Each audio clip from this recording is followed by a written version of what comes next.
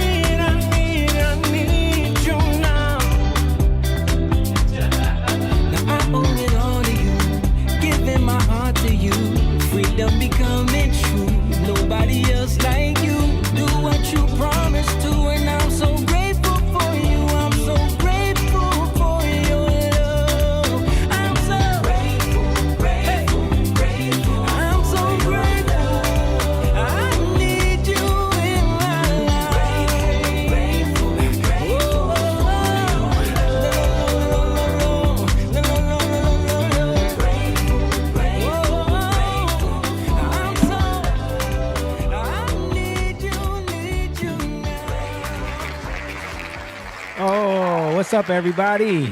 We are live. We're here in the Lion's Den. And when you see Moon sitting next to me, you know that means we got at least 4 people in the building tonight. So we ready to get into some conversations. I'm happy to have all the fellas here with me. We got to talk about what happened at the DNC, some more stuff. We got to talk about, you guys hear about this Aurora, Colorado thing, these gangs taking over apartment complexes? Yeah, man, it's crazy. So we're going to get into it, man. We're going to get into some rap culture stuff, a lot of different things. You're watching Young Lion TV.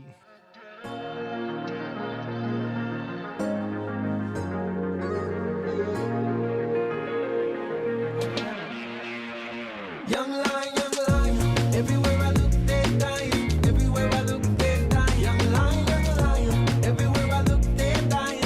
Everywhere I look, they're dying. Young lion, won't you get up and start fighting? Everywhere I look, they're hiding. Young lion.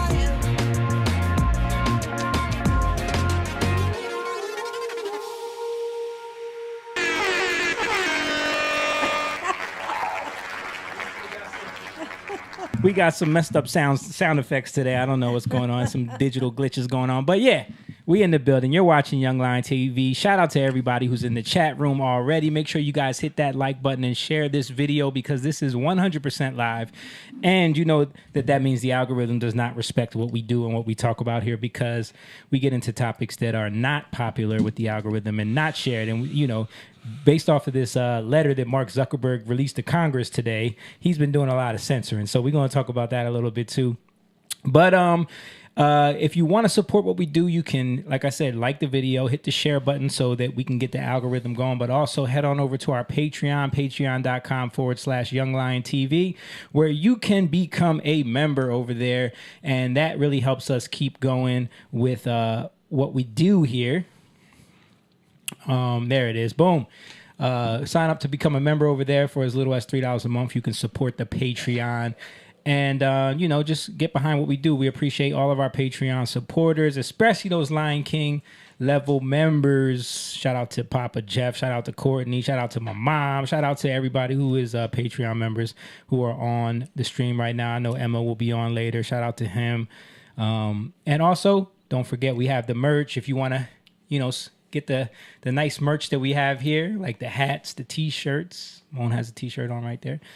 You can head on over to jatan.com/shop where you can get these nice merch items. We got T-shirts, hoodies, towels, hats, dad hats, all kind of stuff, swimming trunks, whatever you want to get to support what we do.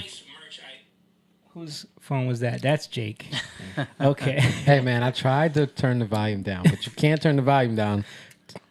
I don't know. On the iPhone, yeah, it'll turn the ringer down. Oh, yeah. Until you have play to it. actually open it. Yeah. Okay. Well, without further ado, sitting next to me, we got one of the coolest Asians in the world. He's definitely the coolest Asian in the podcast space. And he's my brother, Mr. Chang Simone, in the building. How you like those robots clapping for you? And then we got on the other couch, back from his vacation, back by popular demand. You might need to square up that camera for me a little bit more. He is the most confusing man in the podcast world. He had them all confused in Orlando on his vacation, apparently. We just hearing about it. Because he is the half black, the half Indian with the Spanish last name. Kids got all Spanish names. Mm-hmm. So all the Spanish people in Florida thought you was Spanish, thought you was Dominicano. That he is right there. And then when they talk to you in Spanish, you're like, no hablo. So he is Mr. James Garcia, back by popular demand. That's right. Back. Got his trusty pillow. Yeah, you guys left it right here for me, man. Yeah, we left it for you. It was waiting for you. And of course, he's my big brother, but he's everybody's big brother. He's the preacher, the teacher, the people reacher, Mr. Jacob Eugene Evans III over there. What's up? And still in the building, of course, is the best producer in the world. She's our mom. We love her, Miss Angelique Lopez over there. Okay. Throwing up gang signs over there, boss. That's peace. Every time you play that, it sounds like some kind of plane or something. To me, it just sounds like robotic claps. Yeah. And then, of course, I am the one navigating these waters of the podcast ship that we're on this evening. I am and I was getting this in Mexico, too. I heard everybody, I could hear whispers of Conor McGregor. Nah. Yo, I'm telling you, bro. Yeah. When I was playing volleyball or just in the pool, people were like, oh, this is Conor McGregor. But yeah, I always get it compared to any white guy with a beard or light-skinned guy or one of your cousins or family members. Jamie Evans over here. I do hear the plane now. I hear the plane. But if you're watching right now, make sure you drop a comment in, help us out, say hello, say what's up to us. Just let us know you're watching, where you're watching from. We're live on Twitch. We're live on Twitter. We're live on YouTube, Facebook, and Rumble all right now. And shout out to, we know the Black Batman is probably watching on Rumble right now, Stan Golden over there, man. Come back. Yeah, we need you. We need you on the stream. But other than that, that's it, man. Tell us about your vacation. You was away with the family. Looked like you guys had a great time. Yeah, much needed. We haven't taken a vacation in a while, and so You don't look any darker. I don't know what happened. I mean, I was out there. I was definitely swimming. Yeah. Yeah. You see how dark your sister got on vacation? I haven't seen her. Bro. Sophia got darker. Yeah. Yeah, Sophia definitely got darker. But she was out in the sun Yeah. the entire time. This was their first flight, right? First flight, man. How was that? How was that experience? First time kids on They the plane. did great, man. Awesome. Sophia did so good. Alonso did good. Last 15, 20 minutes, he was over it. He was like, I don't like this. He's like, let me out of this place. Yeah. He just wanted to go to his mom. He's like, Oh, okay. So he can move, Right. You're not allowed to get up. He wanted to get up. He's like, what do you mean I can't do what I want to do? Yeah. But no, it was good, man. It was good to spend time with them, and the place is actually really cool. It's called the Evermore. It's newly built. It's like a resort in Florida. Yeah, it's like I guess a Hilton kind of thing. Is it all inclusive? No, unfortunately not. So it's very pricey. Orlando is like very tourism trap. Yeah, kind of course. Everything's overpriced. Everything is included. It's like just really pricey. Disney is not too far from there. Yeah. So it was off Disneyland. Yeah, like they don't really collab, but they kind of all use each other. The proximity of everything. Right.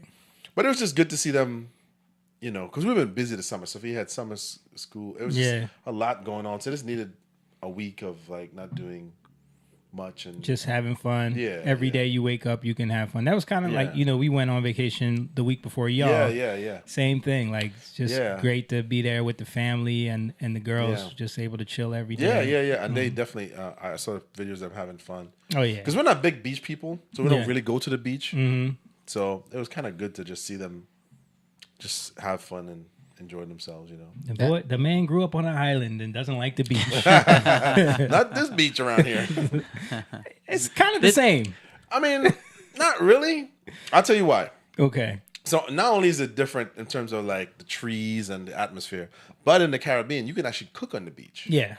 There's like here you could do stuff, but you can't do that. There's beaches you can. Yeah. You just have to go to the right ones. Right. Yeah. Right. And I'm not that into it to find them. Right. The Jersey Shore is definitely more like boardwalk driven. Yeah. And they don't want people cooking out there because they try to keep the beaches kind of clean. Right. Yeah, that's the downside. So like obviously growing up in the Caribbean. Yeah. Like it is nice, but people don't care either. Right. So I could see there's positive and negative, but for me, like going to the beach means like, relaxing, going in the water, but also like spending time with the family, cooking, kind of having a cookout on the beach. Like that's fun. Right. And here, it's not. That's like, probably so cool. A barbecue on the beach. Oh yeah, man, that's awesome. That's awesome. Especially like you get like fresh fish. Like I think I don't think you went to that one. We didn't go to Maracas Bay. No, I wanted to go. All right. I Jamie kept got gypped. I kept asking to go to Maracas Bay. You sound very disappointed. I in am. You. I mean, I know. Listen, we bragged about it. I've been hearing about Trinidad for 20 years. Well, it was probably like 15 years I was hearing about Trinidad before we went. And then we went and like barely went anywhere. Right. So I really didn't get the experience that I was Right. looking for. Only time I really enjoyed was when we went to Maruga and went to y'all's family's village, and the food Different, and yeah. everything. Yeah. I mean, vacations, they can be hectic because when you have little kids, you have to plan for everything. Yeah. And they're counting on you, so you're literally moving like all their toys, everything with them, It's a different because you're ballgame. trying to accommodate. Yeah. So it's tough when they're that little. When they're a little older, like at least in our area, Yeah. they're more independent. Yeah. I mean, we've been doing it since the first. We were looking at the pictures of the first time we were at that sure. resort. Aria was 1. Wow. She was so 1 cute. when we flew to. You saw like you showed the age progression. Like she was 1 in that first time we went there. So Y'all I know- loyal to that. I like that, Mom. Isn't that place nice? Yeah. Really nice. Yeah. I think that's what you have to kind of do though. Yeah. Is just pick a place and go. Yeah, and you know it. Nah, if you like it, and You know what you're getting. You know what you're getting? Because I'm seeing that now. Like I follow a lot more people on travel people who travel, and they all show, like everyone wants to go to Europe or they go to Greece. Yeah. And it's packed. It's like you're waiting in long lines. It's like Yeah, Disney almost. yeah. So, Yeah. We learned that when we went to we took the kids to what was it, Universal? Yeah, we all went. All 3 oh of yeah, us that's right. went. You guys went. Yeah. And it was like, man, The my kids worst. were over it after 30 minutes. Yeah. especially when you don't get the fast pass. Yeah. But But that's more money. Yeah. And it's already super expensive. Right. So you spend all this money to go super to expensive. The rides were Yeah. like 3 rides were broken. Yeah. Right. Like what do we? But Right. but now they don't want to go back. Right. Yeah. Like to be So honest, that was- my that kids was- don't want to. Mine go don't back. either. Mine No, are like Noah said he was done with it. Yeah. The only reason he wanted to go because Minions. He Right. was a fan I'm of the hoping my Minions kids don't movie, even get to that and they had the phase. ride. He wanted to ride the ride, but after that, he was done. yeah. Let's face it. We go because of our wives, but not your wife. Nah, I was like, Well, I was about to say. I was don't either. single at the time. Yeah. I mean, yeah, the kids want to go, Yeah. and then you give them that one, and I tell my kids, You let them like, see you got to prepare them ahead of time. Like it's not going to be Right. what you think. Yeah. It's not going to be what you think. And then when they get there and they see and then they have to wait in those long lines Yep. and it's hot Yep. and and then the park is so big you got to walk. Jake picked the longest line. He's like, "Oh, y'all go." You had on all the sun lotion to stand. He's like, I think "Oh, no, y'all I gonna think stand in this the heat." first ride they wanted to go in was a long line. Yeah. Like it they was the Minions. the I Minions think it was the ride. Minions. Right. And then we went to the Transformers line after that, and that was super long too. Right. Yeah. So That's the thing about going to those places. You gotta wait so long. yeah, Plus, you don't think of like we met so much British people there. Yeah. Because like people don't think like the United States actually is an interesting place. I was talking to this British dude. yeah, And he was telling me what's going on in the UK, how disappointed they are, and how they're wanting to move. like with the migrant stuff, The migrant Yeah, stuff and yeah. and the stabbings and how Yeah. it doesn't feel safe. And we were having a nice conversation. And he told me something. He said, he's like, I always made fun of Americans for not knowing anything. Yeah. He's like, until I came here and realized how big this country Yeah. is.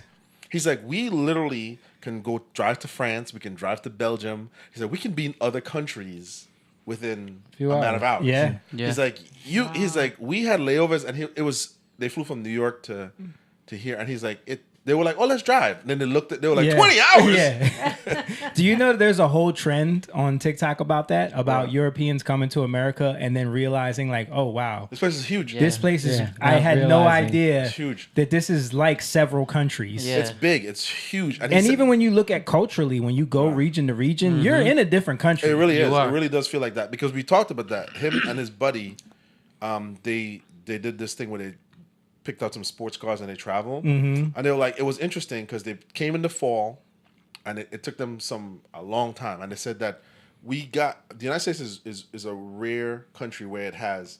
You can be in the cold. Yeah. You could be in the tropics. You could be in the deserts. You could be out in the mountains. Yep. Because they did the whole loop from Yeah. New York all the way to Florida and all around to Colorado. And he was like, They went around the whole country. the whole thing. Wow.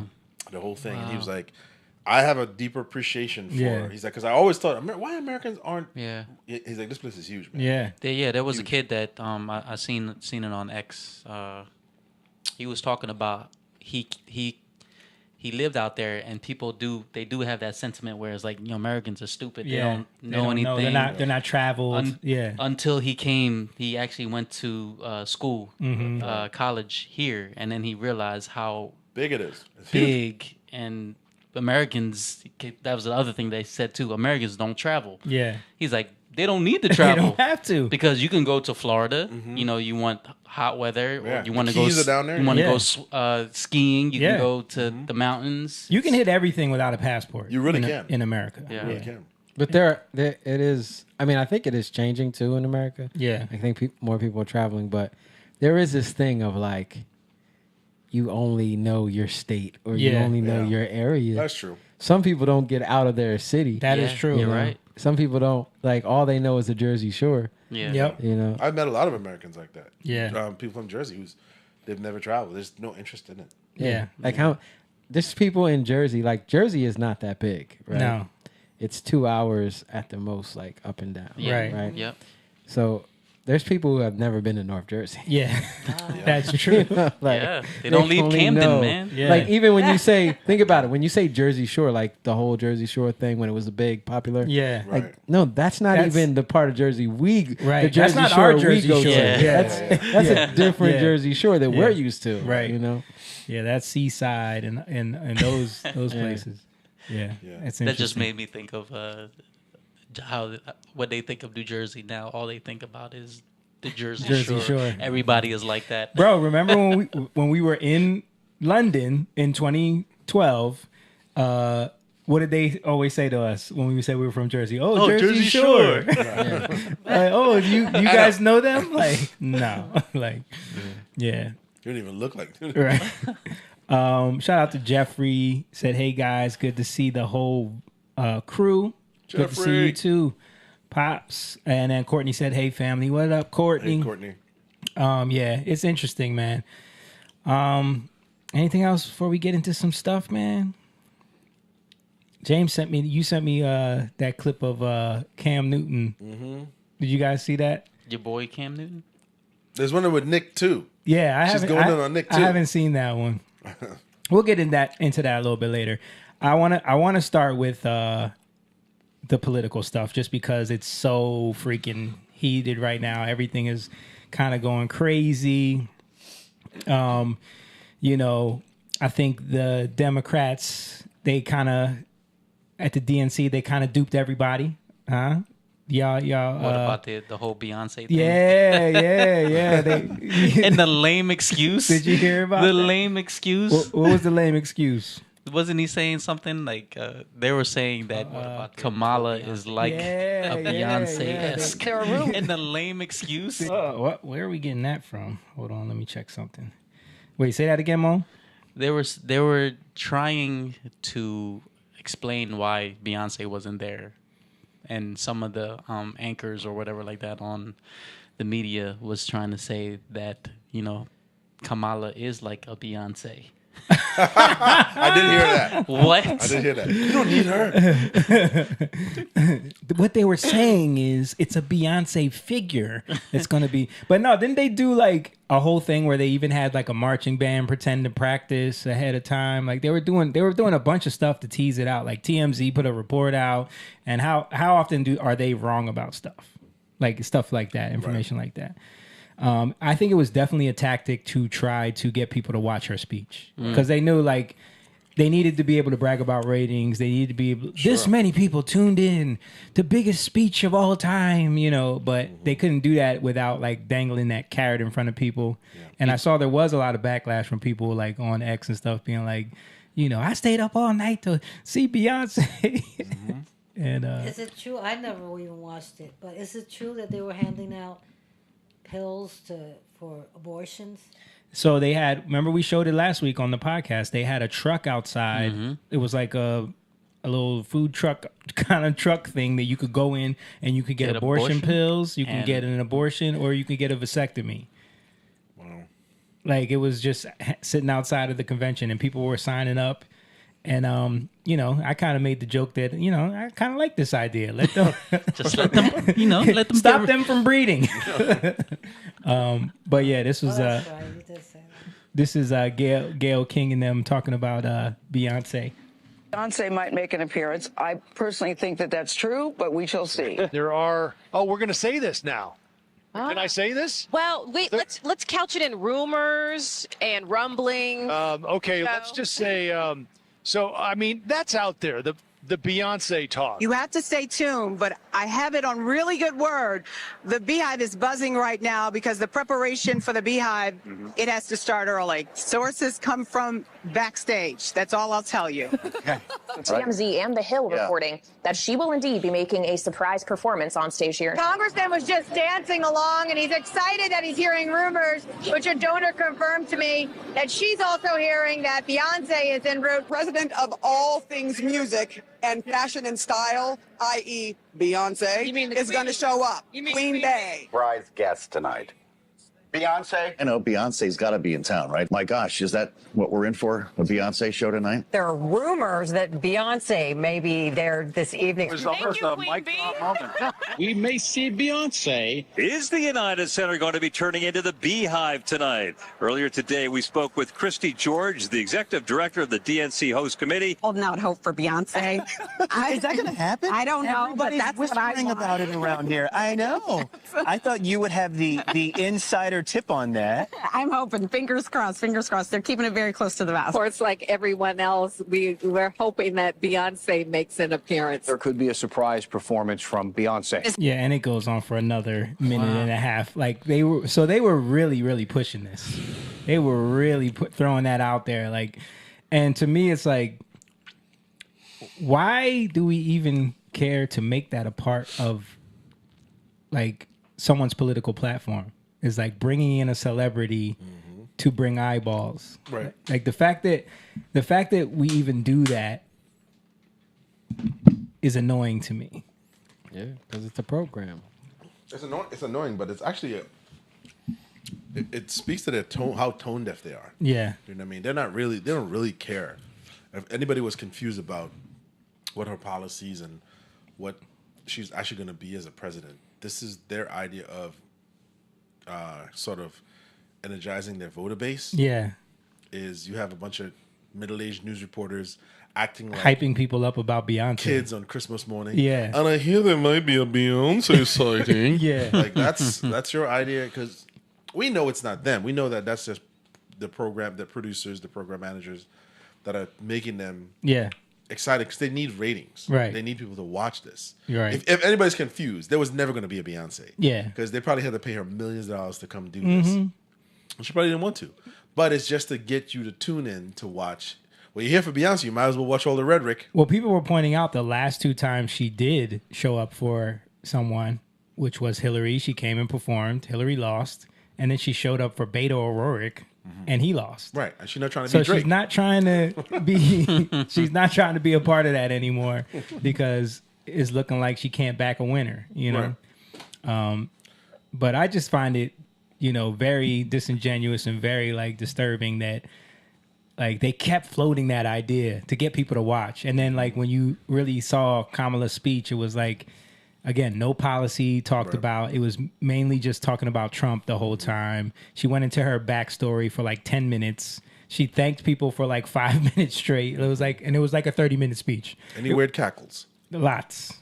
So it was just like, we got to get her up there, fill the time up with a bunch of nonsense, and she's really not going to say nothing meaningful. Just like it was just that that idea of like they kept saying joy. I don't know if you guys saw those clips where they kept talking about joy, joy, strength through joy. And you guys remember when years ago they had all the media personalities saying the same thing? Yeah. This is just a version of that. It's just them all getting on board.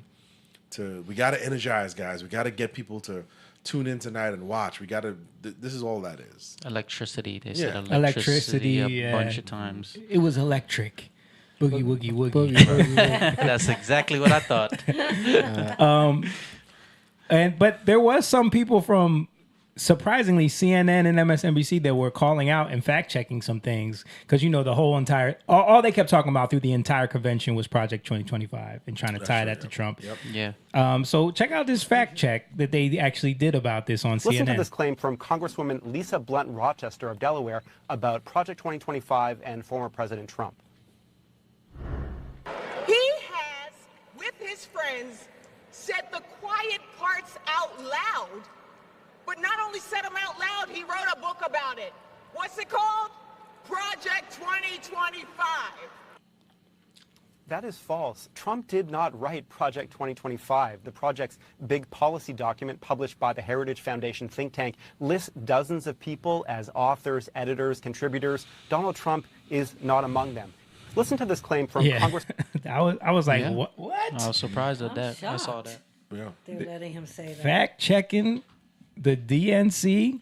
But yeah, we kept But hearing. don't you think they had to kind of do that now? Because if they didn't do that, somebody would already fact checked it already. Yeah, I mean they know have because they they're realize not. They're already losing tons of ratings. Tons of ratings. People are calling them illegitimate. I mean, did you see the clip on Bill Maher when he was like, he was talking to the one anchor and he was like, "You guys are unbiased news," and the entire audience starts laughing. Oh no, it was Colbert. It was Colbert, and the entire audience starts laughing. Yeah, because they thought that was a joke. He was being serious. Right. Right. Yeah. Yeah. Even the way the woman is talking there. She's Yeah. talking to 5-year-olds. Yeah. Aren't you guys excited? Yeah. Things are happening. And come on now. You're putting on a show. Yeah. Yeah, it's a false excitement. It's to get people hyped. Like even the Beyonce thing, like we gotta ask ourselves, why are we enamored by celebrities in the Yep. way that we are? Yep. Why do we care? Like Why do we worship Yep. Beyonce so much? Wow. What are we doing? Like, Yeah. Charleston White just destroyed that whole process. Yeah. He was on a show and he was talking about how black people get tricked. But honestly, it's not just black people. Yeah. It's people in it's just general. people in general. Yeah. But he was specifically speaking to how they basically trot out these celebrities to kind of. But to be fair, what I have seen on Instagram and X, there's a lot of people who Are calling it out. and they've waken up from this. Especially the Meg Thee Stallion thing. That woke a lot of people up. Right. Where it's like, you really going to bring out Meg Thee Stallion before you speak? Like, Right. you did it with Cardi B. Now you're doing it with Meg. And the audience themselves were lost too. Yeah. They were just like standing there like, Well, we found out that a lot of those people were homeless people that they bust in. No, for real. Yeah, they were paying a lot of people. Oh, A lot of those people that you guys will get sandwiches. Yeah, for real. Like that's They get paid. that's one of their tactics to make it look like a big crowd. Because Yeah. they were busting in homeless people and giving them like They get a, them all a little dressed bit of up. money. Get out of here. Put a Kamala hat on them. When do we get sandwiches and drugs? Yeah. I sent you something about Kamala, Jamie. Yeah. That she's said a lot, and it kind of talk about like where it comes from. Okay. Let's see. Pull it up right now. You know what she reminds I me of? can I'm imagine sorry. what can be and be unburdened Oh, by what yeah, has yeah. been. You know? I played What this clip. can be unburdened by what has been. What can be Unburdened. unburdened by what has been. What can be unburdened by what has been. What can be Unburdened by what has been. What we can see, what we believe can be, unburdened by what has been. What can be unburdened by what has been. What can be Love that music. unburdened by what has been. What can be Even with the mask Unburdened on. by what has been. What can be unburdened by what has been. who we can be, unburdened by who we have been. What can be She messed it up on that one. unburdened by what has been. Where we can be, unburdened by where we have been, and unburdened by where we are right now. What can be. Add a little extra Unburdened zest by on that what one. But what Little could spice. Kamala be if she were unburdened by this phrase? I can imagine what can. Oh, it's not the one that explains it. I thought Okay. it was. I sent you the wrong one. So yeah, I played that compilation on here before. Did you talk about? Not where it came from, because I don't know where it came It's from. Marxist. Oh, is it a It's- Marxist phrase? It's a Marxist phrase, and it's actually talking about in terms of like Marxism. It's you have to get rid of everything that was and be unburdened by that so that you can move into this new thing. And as soon as you put like what can be, it auto finishes unburdened by what has been. You mean this? She reminds me of like an art teacher trying to explain things to make it sound exciting. She sounds like a kindergarten teacher. Yeah, when she's trying to hype you up, her personality, or Yeah. her cadence. You looking it up? Yeah, I'm looking it up. So this says, VP Kamala Harris's word salad reveals something sinister about her political worldview. We have the ability to see what can be unburdened by what has been, and then make the possible actually happen. The part of the statement by what has been refers to the democracy and freedom in this country, blah, blah, blah. Much of Harris's thoughts come naturally from her father, a Marxist-leaning economist that taught at Stanford University and was educated at University of California, Berkeley. Her contempt for free market economy and radical racism are the first beginnings of socialism that has never worked in the free society. I mean, we know that. Look, the one thing that she talked about doing was regulating the markets to bring prices down to help the inflation. Yeah. Which is completely a communist idea. Mm-hmm. Right. You know what I'm saying? Like, so this is like the one free policy market. that she didn't steal from Trump. Right. It's like But to a me- Marxist one. To me, what's sad about this, and I, not to pile on or anything like that, but everything they're saying, they're in office now. Yeah. You're there now. Right. So you're gonna wait. You're in here now. Why aren't you doing it? Why don't you do? Where all these bright ideas came from all of a sudden? Yeah. Like people were showing how like she was just saying Bidenomics is working so well. Bidenomics is great. And now she's saying we have to fix the economy. Which one is it? Yes. Which one is it? So were you lying before? Right. We're That's, confused. and that's the thing. That's why she needs an interview. Like, right. Because even this, it's like, well, what do you mean? Yeah. When you say this, what do you mean? Okay, Right. it sounds Marxist, but what do you mean by it? And then we can get where you're coming from. But when you can't even talk to somebody and Yeah. see, okay, where are your thoughts coming from? Right. Where are you finding these things at? Where are you? What are you grounded in that causes you to believe these Yeah. things or say these things? You can't get any of it. And I challenge people. I say, hey, listen, all right, for the sake of quote unquote being fair, explain her stance, like, because it is a word salad. I used to think, okay, this is a word salad. I used to hear that a lot, especially Sky News in Australia. They go after her hard, Mhm. and yeah, they do. They go after her really hard, because people around the world they have a skin in the game in their news, but it's really for their pertaining to their country. But most of these other countries are locked in on the United States because the United States is a world power, so Yeah. they're locked in. So they do report on how things are going, and when they start showing clips of her explaining things, you really have to stop and where's she going with this? Yeah. Yeah. There's nothing that she's ever said where you're like, I get that. That makes sense. Not You even could- the explanation on why Russia is invading Ukraine. No, that you could That was see a it. great explanation. You can't make it out. Yeah. So I always ask Russia- people, Ukraine is a small country and Russia is a big country. And Russia is invading the smaller country. So basically that's bad. Like that was her breakdown of She's explaining that to my little nephew, my 2-year-old nephew. Yeah. Jackson. He's like, I already knew that. But when you're and this is the thing, when you're in fear, when you're a fraud, and I say this with all like, not like condemnation. You know what I mean? I'm saying when you're living as a fraud, Mhm. when you're living in fear, when you're living on, I got to say the right thing so I can portray the right thing. You're not, I want to do the right thing. Right. And I got to find out what is the right thing. Yep. It's a totally different way of seeing things. Yeah. You know what she is? She is the presidential version of Reagan from Australia. Yeah. You know. Yeah. She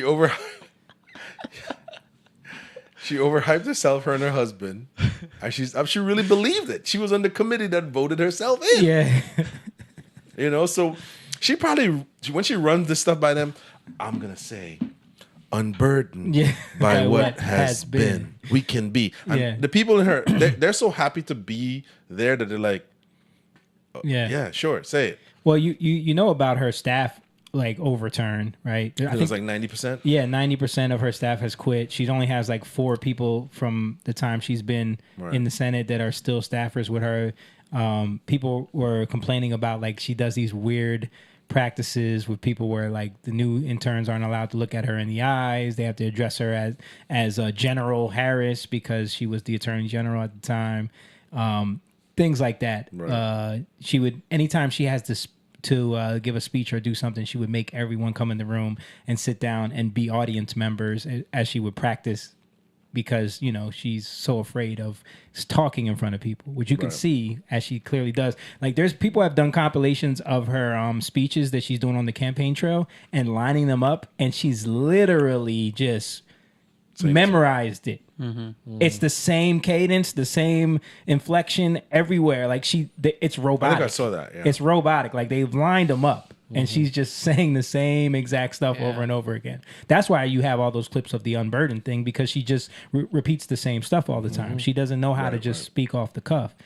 But to your point about her not taking a stance for anything, having to be on all sides of everything because she has to play the political game, this clip went viral of her talking about the situation in Israel. With respect to the war in Gaza, President Biden and I are working around the clock because now is the time to get a hostage deal and a ceasefire deal done.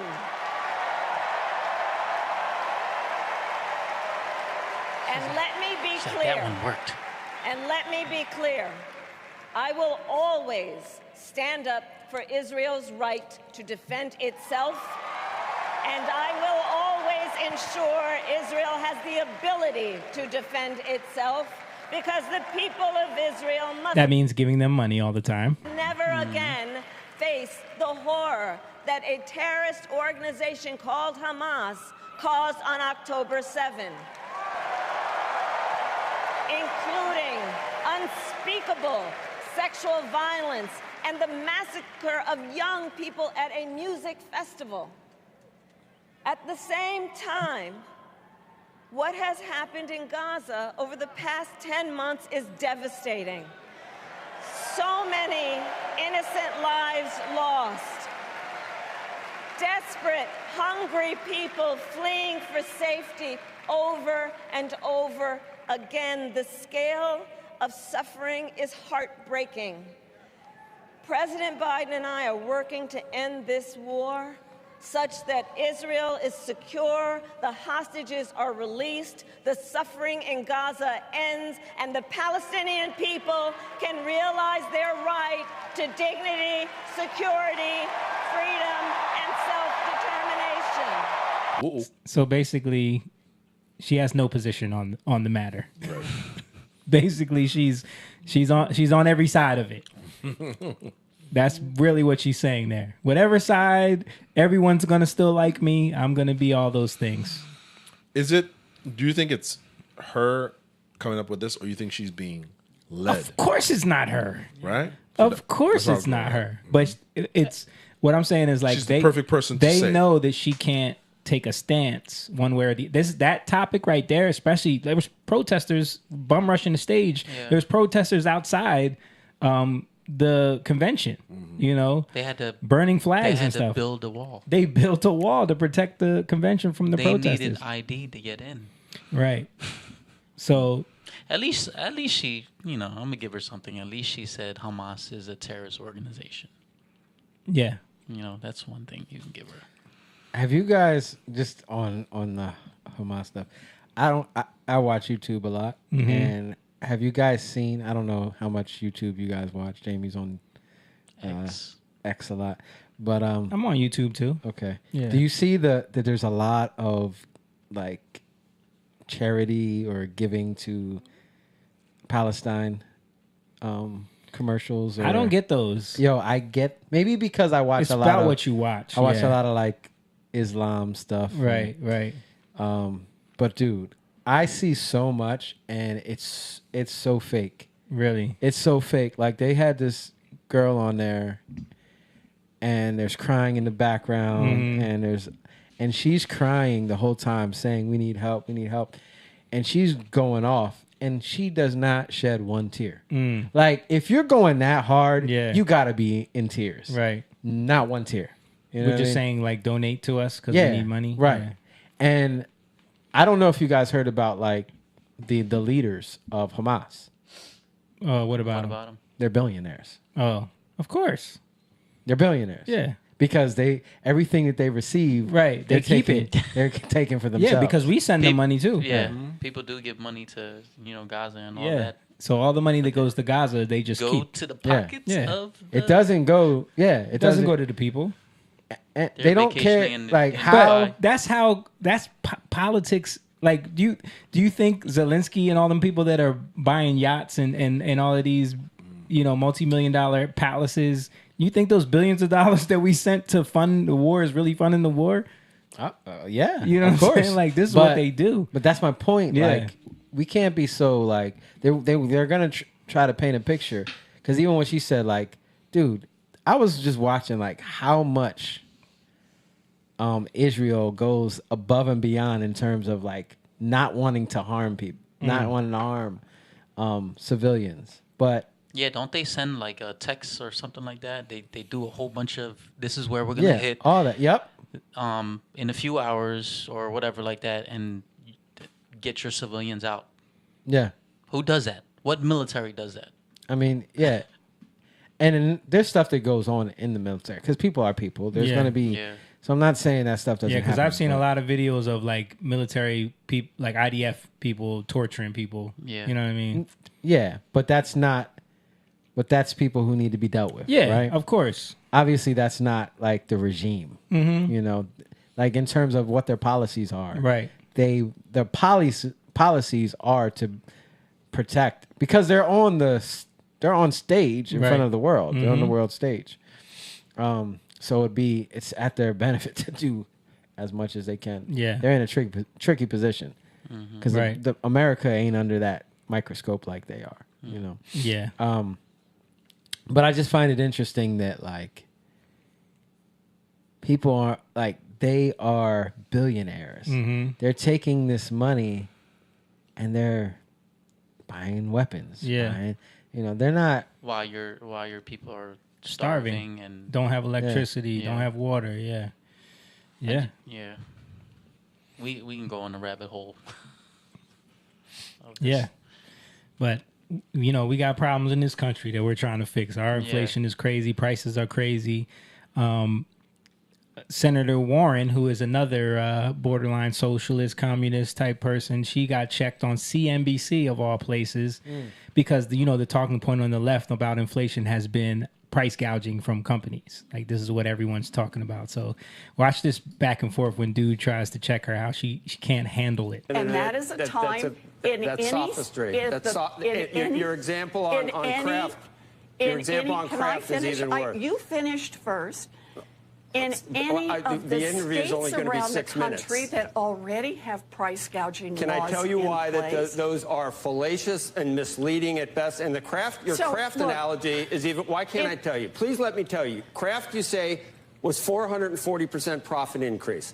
The example you used, the prior quarter from the year before, they had a charge of $1.3 billion, an accounting change which wiped out profits. Then they earned what they normally. Let me finish now. They earned. You didn't let me finish. Look at the data. Come on.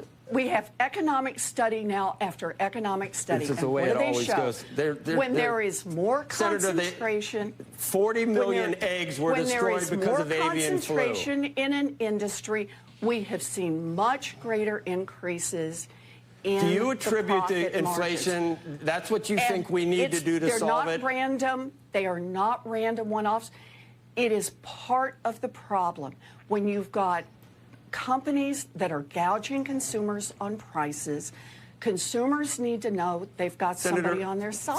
Senator, and listen, we're trying to help. We're trying to actually do. Where are you in the 37 states that currently have price Just gouging quickly on laws that point, Senator and have Warren, used can them you, quite this is Kelly here, can I effectively? just clarify how this would work? This is the way you never lose an argument, because no one can ever say anything back to you, Senator.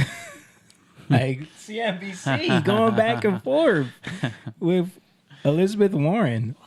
But yeah, that's the new talking point lunatics, man. for inflation is it's price gouging. All the companies are just charging consumers Look at the more. data. Yeah. You got to look at data. Yeah. We've been looking at the data. Mm-hmm. I can spell data. Yep. And this is this is Nancy Pelosi on the same and the fact topic. is that when I hear people talk about inflation, as I heard him there, we have to change that subject. Inflation is a global phenomenon. Yes. The EU, the European Union, the UK, the British have a higher inflation rate than we do here. It's not, the fight is not about inflation, it's about the cost of living. It's not about printing trillions of dollars and, just totally locking down the country and destroying businesses and none of that. I've heard Kamala say that too. It's about the cost of living. That's their talking point. Yeah. Well, that's because they're like literally the ones who are benefiting from all this. Right. Mm-hmm. They're at the forefront of this. Yeah. Mm-hmm. In terms of the government and how the government has misused funds. Mm-hmm. Right. What he should have said was, it's funny you said price gouging. We got insider stock gouging. Yeah. Anything about that? Yeah. How about all the millions you've made? And you were talking about Roland Martin earlier, and there was a whole clip of him arguing with somebody about like, look at this news report about the prices of eggs going up 40%. Blah blah blah blah blah. This is about price gouging, but someone fact checked them on that afterwards. It was like that article is from 2008. You know what I mean? It was He tried to disappear. He kidding. Yeah, it was an article from 2008 where one of the biggest egg manufacturers in the world was charging like 40% higher. But all the other egg manufacturers sued them, and they had to pay like $1 billion penalty because they were price gouging. But that happened in 2008, and you're trying to use that for evidence why inflation is where it is now. Right. It's hilarious. And that's why they all sound the same. Whenever they're arguing a point that kind of like helps their side. Mhm. They're all going to say the same thing. They're Right. all sounding very similar because Yep. they've been told. They give talking points. This is how you say it. This is what you do. You never give anybody a chance. You're never going to have a back and forth. You talk over each other. Mhm. You ramble on. You argue, and you never really have a clear, concise, Right. laid out plan of how we're going to fix this. You're just arguing. And then you flip flop on topics Mhm. once it becomes, like Kamala. I've seen news segments about how Kamala was the worst VP in history from these outlets, and then as soon as she was the nominee, she's the best thing ever. Hughley wants to apologize. Yeah, Sorry about that. Yeah, this is a prime example of it. So we all know how Kamala stole Trump's tax on tips thing policy. She completely stole it. Watch the difference in the media reporting when Trump announced it and when Kamala announced it. Same guy. If you're a waiter, a bartender, a bellman, somebody in the service industry who gets tips for the work you do, your federal income and payroll tax would conceivably no longer exist. Although looking at the two proposals that were put out this week by House and Senate Republicans, there's actually a little difference. That's the kind of money overall that funds Social Security, Medicare, and other social safety net programs, so they'd take a hit. It's believed, if it were to be enacted the way Trump is proposing it, it'd be about a $250 billion hit to federal revenue over the next decade. Right. So the Culinary Workers Union, for example, that organizes a lot of them, says this Trump idea is unrealistic, that they think that their members are smart enough to know the difference between, as they said, real solutions and wild campaign promises from a convicted felon. The Biden campaign kind of scoffs at this idea as well. But it is potentially good politics to at least demonstrate this. Democrats would also turn around and say, you could have done this during the 4 years you were president. You could have joined us in asking that the minimum wage for tipped workers get increased, which actually would do more over time. Instead, you're having House and Senate Republicans propose pretty thin ideas here. 3 pages from Ted Cruz, 6 pages from Thomas Massie and Matt Gaetz. This is So bad idea, unrealistic, thin, not smart. Not smart, basically. Actually, a From great a policy. convicted felon. Hold on, let's go back to when he starts with Kamala. Matt Gaetz. This is actually a great policy debate to see them having because it speaks to a real dollars and cents concern and an idea that's designed to help save, especially working class people, money. It's a Republican idea that's been out there for several years. The idea that if you are someone who makes a low minimum wage of like $2 and change an hour, but live otherwise on the tips you get from people, which can number far more than that per hour, you shouldn't have to pay taxes on that cash tip, maybe even the credit card tips. It's been floated for years by various Republicans. In early June, when he was campaigning in Las Vegas, in Nevada, a state with the highest number of tipped hourly service workers, he said we should stop taxing people's tips. And a lot of people thought, well, that's crazy. How would you exactly make that happen? Democrats criticized him for it. The Culinary Workers Union, massive popular labor union in that state that can mobilize tens of thousands of voters, also rejected the idea, saying it's not sensical and it would have to be part of other solutions. Well, what did Kamala Harris do Saturday night in Las Vegas but say, I support ending taxes on tips as well as raising the minimum wage? We were out there, for example, in late June discussing this with waiters and bartenders who said, yeah, on paper, that's a great idea. It would save me. One woman told me that at the height of her bartending career, she was making about $100,000 a year in tips on top of a base salary. To not have to pay taxes on that would save her conceivably $30,000 a year, which she said would be a down payment on a house. Might be able to pay a car payment or pay off student loans for her daughter. So, there's real potential savings there. Yeah, so basically... The energy is just totally different. Yeah. And taken away from Social Security and all these other, tax revenue funded things. It's not a problem anymore when Kamala proposes it. It's savings in your pockets. Right, and it also could be a possible loophole that for businesses, these were tips. Yeah. Yep. We would write this off. Right? Yeah, and that is definitely going to be a side effect of that. Of course, you can say anything was a tip. Yeah. Oh, you what? Yeah. $100,000 tip. Yeah. Sure, I mean, think about contractors. They could say, "Oh, they only paid me $10,000 to do this kitchen. I got a $20,000 tip because my job was I did such a great job." A tip? Yeah, right. And so, speaking of policies that Kamala is stealing from Trump, I don't know if you guys heard about this today from Axios. Pull this up, Mom. If she's elected president, Kamala Harris pledges to spend hundreds of millions of dollars on the wall along the southern border, a project that she once opposed and called un-American during Trump's administration. So now she's about to now she's down to allocate money towards a border wall. But she was the border czar. She didn't do nothing. Well, now she's gonna build a wall. Now she's down to build a wall. Unbelievable. Because it's the polling. It's polling bad. Right. To be against it now. Yeah, because people are having real problems. Yeah, which is what we talked about when this was happening. Yeah. We spoke anybody that's looking at this and can see or foresee what's going to happen. Yeah. Which is pretty obvious right. when you look at it, which is what we said. Yeah. And everybody else that looked at this in a non-biased way. Right. Yeah. Because it's easy to say, yeah, everyone should be allowed to come into this country when it doesn't affect you. Yeah. But now it's starting to affect people. It's bottom line. Yeah. It's starting to affect their communities. It's affecting them in their face. You had mentioned what happened in Colorado. Yeah, I'm about to bring that up. I saw a video of, I don't know what video you're about to pull up. I have some news stories. Think about this. Like, that show, I remember that show. I don't remember what it's called, but the guy comes to your town and you don't have a house. There's a sob story about why somebody's struggling, and then they build you a house. Oh, yeah. What was that show called where they would build houses for people? Yeah. I know what you're talking about. Yeah. I don't remember it. Well, you know what happened with a lot of those houses they build? They couldn't hold on to those houses. Yeah. Because they couldn't afford it. Because they couldn't, not just that they couldn't afford it, they were bad at like managing their money. Yeah. They were bad. The problems that put them in the situation that they were in kept them there because they needed a change of their life. It's just like you can't solve homeless problem by just putting homeless people in the house. Yeah.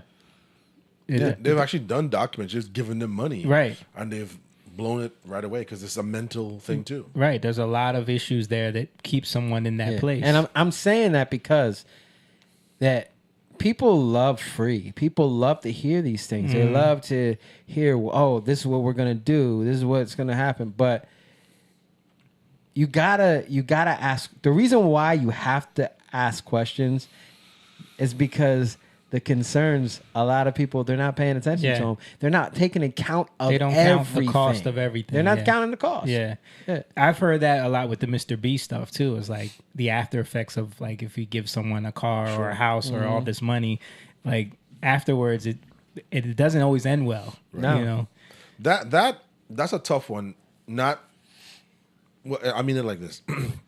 Because this society has done this for so long. Yeah. This like giving away, this fake philanthropic thing that they're doing. Yeah. To make themselves look benevolent.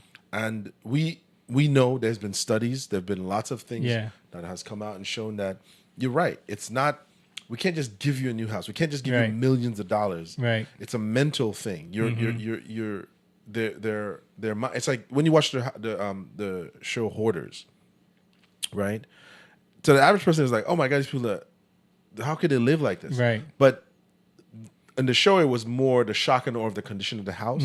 But there's a side of it that people don't pay attention. It's dealing with the psychology of why they want this. And it's the same thing here where we think we could just throw money at things. California charged, I think one of their secretaries was making like $400,000 a year. Yeah, to solve homelessness, and it's gotten worse. Joe Rogan talked about this. He said they're literally throwing billions of dollars at this, and nothing has changed. But they're not incentivized to change it because if it goes away, I lose my job. Yeah. I make $400,000 a year faking it. Right. Come on. Right. Yeah. And that's the thing. So like they'll say, well, this is what we're doing, right? But again, like it's funny, the Bible says it. You'll know them by their fruit. Yeah. You got to look at the fruit. What's being produced from this? Right. You know, and you see it. Nothing. More homelessness. Yeah. You're multiplying the thing that you say you're fighting. Right. Yeah. Something ain't right here. Right. Yeah, You know, but then I can ask for more money. Yeah. You know, the problem's getting worse. I need more money. I need more funding. We need to throw more money at it. But you shouldn't be giving money to them. Right. That's when you say you're not getting any more of my money. But it's just like the situation in Gaza you're talking about. Who's the ones that are getting rich off of it? It's not actually fixing the problem. No. It's not getting to the people that need it. Making it worse. It's making it worse, but it's filling the pockets of the people in charge, the people that are supposed to be in charge of administering the money. Right. And then like one of you guys said, why would the problem get fixed when you're getting rich off of the problem? Yeah. I can't let the problem get fixed because then I have nothing to get rich off of anymore. There's no money in the cure. It's just like the race baiters. They always have to find a new racism to go after because if racism ends, I don't have a job anymore. Yeah. And this is why you get like Warren, Elizabeth Warren, or the other one that was just on there. What's her name? Nancy Pelosi. Yeah. This is why you get these full-time government people who they're going to deflect and put blame somewhere else. Right. Because really they're to blame. But they're all multimillionaires. Yeah. But when you go into service in the government, you got to be able to handle that. Yeah. You're not doing a good job. You should be kicked out. Right. But you got people who are complacent that they're in the law and asleep. So they're just, I got too much going on in my life. Here, you get my vote. Right. Yeah, give her her money. I'm gonna let's get her in again. If you got money, well, you got to help me. Are you gonna help me? What are you gonna So it's not. It's about me. It's the selfishness. It's not about, well, what can we do for people truly? Right. What can we really do for people? How can we really help? We need less government. Yeah. Not more government. Right. Obviously, the more government we have, just like the more government programs we have, you see what happens every time. You see it in San Francisco. You see it in Oakland. Yeah. We've been there. Yeah. You know, we've seen it firsthand how in the matter of 5-6 years, things can just shift and become horrible in a city. And it's even worse now. Yes. I'm interested to see when we go there in October because it's like the stuff that I've been seeing, the news stories and how bad it is now. Like, you know. Yeah. And these are government programs. But that's why, like, when you look at, there's a lot of conservatives and like pro-lifers that are mad at Trump because of what he said about the not being for an abortion ban and how he would veto any bill that came across his desk that was like a federal abortion ban. You know, there's a lot of conservatives and pro-life people that are mad about that. But I understand where he's coming from because he's saying it's a state matter. Yeah. And the federal government should not have the power to create that type of legislation. That was a problem before. Exactly. With the other side. I don't disagree with that. Like, even though it's something that we don't think should be happening, it's not something that, like, the government needs to be shrunken down. We should stop giving power to control people's lives to the federal government. That should not be happening. Right. So I understand why he's doing that. Right. You know what I mean? And I just saw something where the one of these federal judges just ruled that it's constitutional for people to have machine guns. Did you see this? No. I think today, like, they're trying to push back on the Second Amendment now. Like, the Second Amendment actually covers automatic weapons. You know what I mean? So, wow. Stan probably knew about it. Stan probably did hear about that. But yeah, it's like, why are you complaining about stuff that that shouldn't even really be an argument? Like, well, that's the problem with some conservatives, the holier than thou. Yeah. We want this broad thing, but you don't realize that, like I said, putting it back in lessening government. Yeah. The bigger the government, the more problems. You'll never fix this problem. Right. You know. The more control you give the federal government, they're going to use that control, and it never stays there. It mushrooms into something even bigger because they're like, hey, what about this? What about this? Right. Yeah. You know, it's human nature. It's human nature.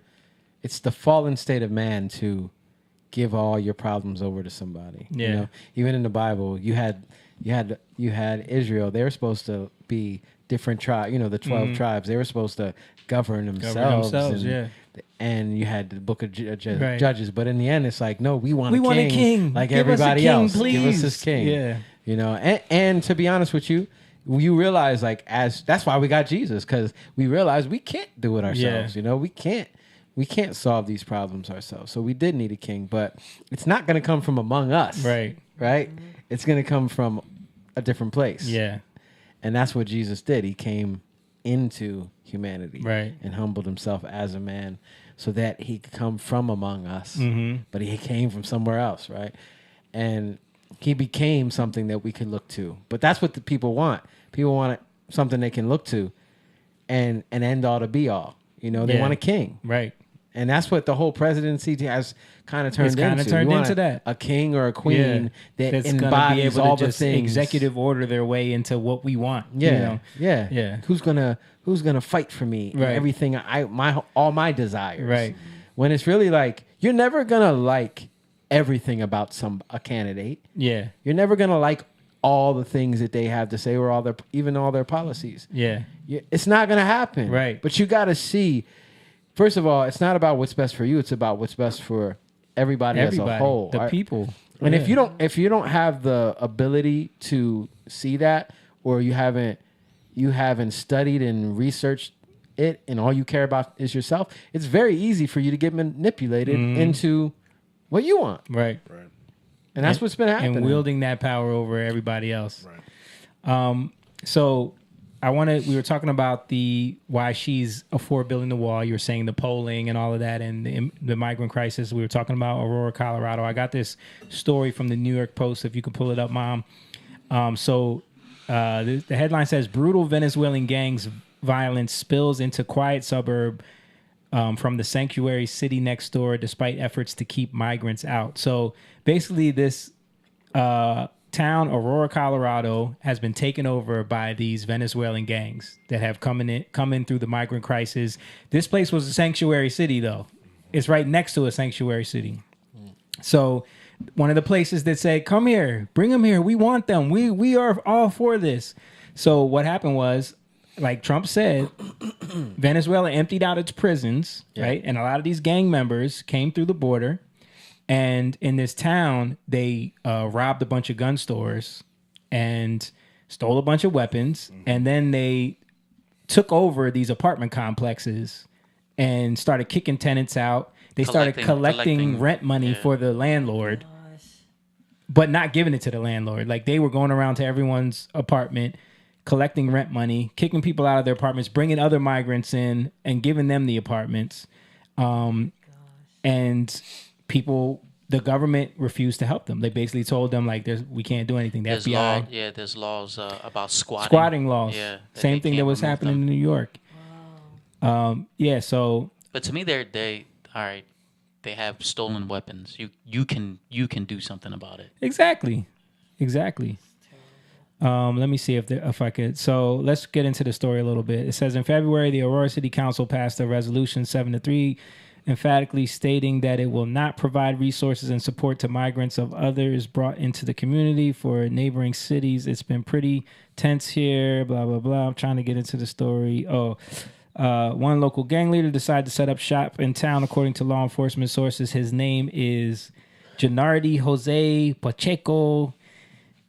He goes by. Put on that accent. He goes by Galleta, which is Spanish for cookie. You forgot one more Chino. Yeah, I know. I didn't. It's too much.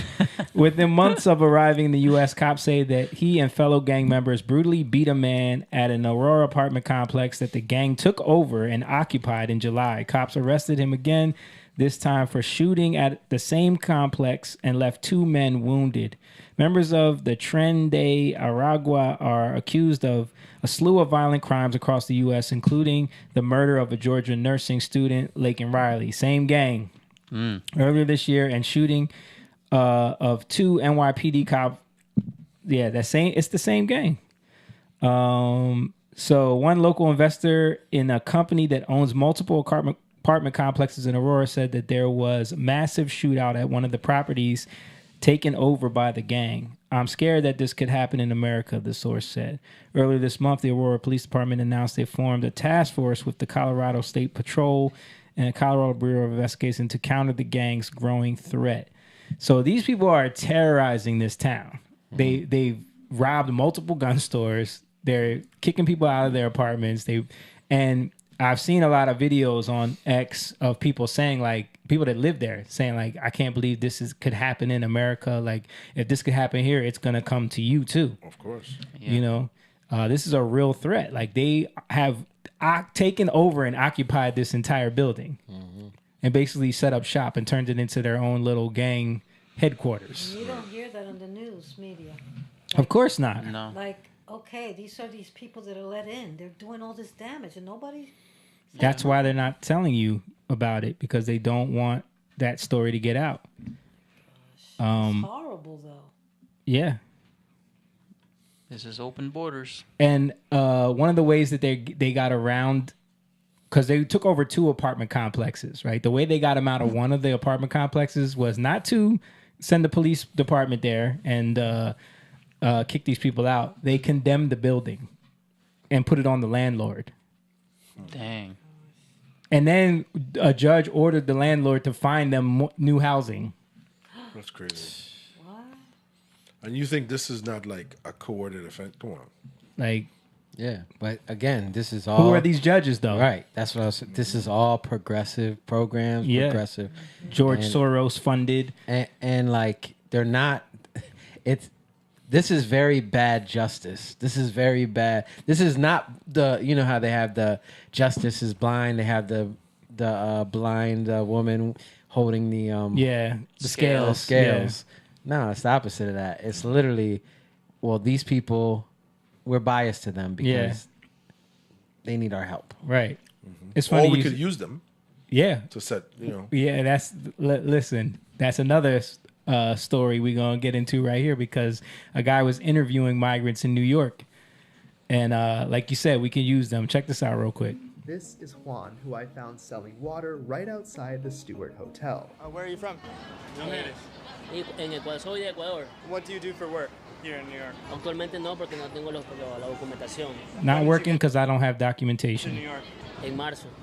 Came in March. Who are you voting for, Trump or Kamala? Kamala. Why Kamala? ¿Por qué Kamala? You notice how he didn't say, I can't vote because I don't have documentation? Who are you voting for? Yep. He can't work because he don't have documentation. Right. But he's going to vote. Thou watch. Porque veo muchas oportunidades Because en I ella. see many opportunities with her as an immigrant than with Trump. Yeah, Yeah, because Trump's talked about kicking y'all out. Y está más con los inmigrantes que Trump. Do you have the plan to vote on November 5th? Estoy en duda. No está la de duda. Did somebody tell you that you can vote at the hotel? O sea, por ahí me dijeron una referencia que yo pude, como inmigrante podía votar. In other words, I was told a reference that as a migrant I could vote. Did they tell you that you need any sort of identification to vote? Yo, claro, como todo país, yo tengo mi Just like all the countries, I have my identification here, but it's from Bogota. mi identificación aquí, pero la de la ciudad. ¿Te dejan votar con esa identificación? Tendrá que no tengo idea, pero tendré que consultarla. He doesn't know. He has to consult with someone to figure out if he's allowed to do it with his license. Because he has Si a tengo la ID de aquí. Yeah, he has a state ID, but he doesn't know if he can vote. Okay, how did you get your ID? ¿Cómo conseguiste la ID? Me sacaron una cita por medio de una organización, asistí y me demoraron 15 días. So he got an appointment with the immigration office and got a state ID. This is unreal. Right. Someone's doing this, obviously. Yeah. Yeah. It's definitely I mean, plan. I've seen videos where they're telling them, like, you can vote. You're going to vote. You're going to vote. Yep. Telling them that, Well, you know. they brought millions in. They're gonna get all their votes. I mean, that's crazy. Yeah. I mean, look at these. We were talking about this with my wife the other day. California advances a zero down, no payments for loans for undocumented immigrants. I've seen that. That is all these a people that need spit housing. in the face of people who worked their all whole their lives. Think about your to save parents. up. How much they had to scrape and scrounge to be able to buy this house. Yeah. That was a different time. But now they're letting them get Right. zero down, no payment. For them, though, it's like, what happened to the people? To the people who pay taxes and have, Right. Didn't they? Was it Kamala? Weren't they talking about giving $25,000 or something like that for a down payment? I heard something about that. Listen, that was for business. That's right here. No, look. A taxpayer-funded group is offering $30,000 to new home buyers. Lauren, you cannot apply if you're an American citizen. What's with that? Why would an American citizen apply for a taxpayer-funded program to get $30,000 for a new home? I mean, it's wild. The group is called Hacienda Community Development Corporation. They offer payment assistance in Oregon to DACA recipients, asylees, green card holders, basically any non-U.S. citizen. This is state-sponsored discrimination, Stuart. That's what it is. So taxpayer-funded money, giving $30,000 per person. Per person. Per person. For people, one stipulation, can't be a citizen. And we talking about tips. We talking about tips. Kicking us in the face. Yeah. My gosh. Yep. Gotcha, bitch. And then you got Michelle Obama at the DNC saying the most ironic thing ever. She and my father didn't aspire to be wealthy. In fact, they were suspicious of folks who took more than they needed. Like you. Oh, that's nice. Oh.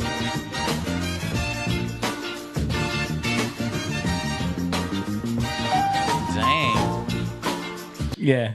Like that was one of the most ironic things from the DNC is how much they kept talking about billionaires and then would immediately have a billionaire on afterwards. Actually, Jon Stewart, yeah, he did make Jon fun of Stewart them. called them out for that. He did make fun of them. But her talking about my parents were suspicious of anyone who took more than they needed. What about y'all? Like that's how dumb they think people are. Right. Is that they're like, oh, but not me. You can't. Right. Don't look at me as one of them. I'm one of you. I'm just like you. Sadly, a lot of people are dumb. Yeah. Yeah. Mom's looking at my. You hear about Patrick Mahomes' wife liking one of Trump's tweets? Uh-oh. And she got in trouble for that. You hear about that? She got in trouble for it? And Why was she get in trouble? She ended up unliking it because people were pissed. Wow. She's friends with Taylor Swift. Oh, gosh. Taylor Swift is with Travis, right? And that's why you can pull it back up, Mom. That's why people were making this meme. White dudes for Kamala. So yeah, she was getting some backlash for liking a tweet, and it was a tweet from Trump talking about some of his policies. You know, talking about some of the things that need to happen at the border. Right. You know, inflation. Mm-hmm. She liked the tweet, and then people were going in on her. You know, she's from the South. Yeah. She's with a mixed guy. Her kids are mixed. So they're like, you hate your own family. You're a racist, white supremacist, all that stuff, right. You know. So she unliked it. And these arguments are like... She didn't Amber Rose it. They're so bad. Yep. They're so bad. Yep. That's all they got. I mean, meanwhile, you got people holding up a whole apartment complex, kicking tenants, poor people, because this isn't no rich neighborhood. Yeah. These are poor people. Right. Yeah. That you're... First of all, stealing their rent money, and then second of all, kicking them out of their apartments. Mm-hmm. The one video I saw was a black woman. She was F-bombing it up. Yeah, I know. That's why I didn't play it, because she was cussing so much. Right. But she was, you know, she was pissed. Go get strapped up. But think about it. That happened in our neighborhood, our cities, and that came with guns and told us to get out, our families. I mean, that's, and they're trying to take our guns away. I can't even comprehend that. That's just horrible. That's why they want to disarm you. And I think I read something. Aurora was the place where all that happened, and people they took all their guns, disarmed them. Yeah, they took all their guns, so they can't even protect themselves. Yep. From these gangs. Yeah. What do you mean they took all their guns? Because of what happened in Aurora, Texas. Remember the shooting? So they passed a law taking their guns away. That's unconstitutional, though. Hey, dude, they can with gun laws. They can. It's unconstitutional, but they can do it if people vote for it. If they vote for gun bans, like but I mean, you can't. Technically, you can take that to court, and then you can take it to the Supreme Court because it's literally unconstitutional. You can't do that. I mean, if nobody contests it, but you can't. That's unconstitutional. Yeah, you know what I mean. No state, city, whatever county can do that. They want. It's like they're doing anything that they want nowadays. Yeah. Doesn't matter. It's terrible. Did they ban bow and arrows? Heading off to Dick's Sporting Goods. You ever seen a Venezuelan with an arrow in his butt? Oh gosh. Nah, what? No, I'm just saying. Oh yeah. I have my property. I'm all of a sudden. Call me Blade. Gun permit. I think you do have you need a license to get a bow also. Yeah, well, go pick one up. Stan's got one. Shout out to Stan. Stan is hammer. He's got a crossbow. So did y'all hear that Kamala was trying to force Trump to debate in a sit-down debate with notes?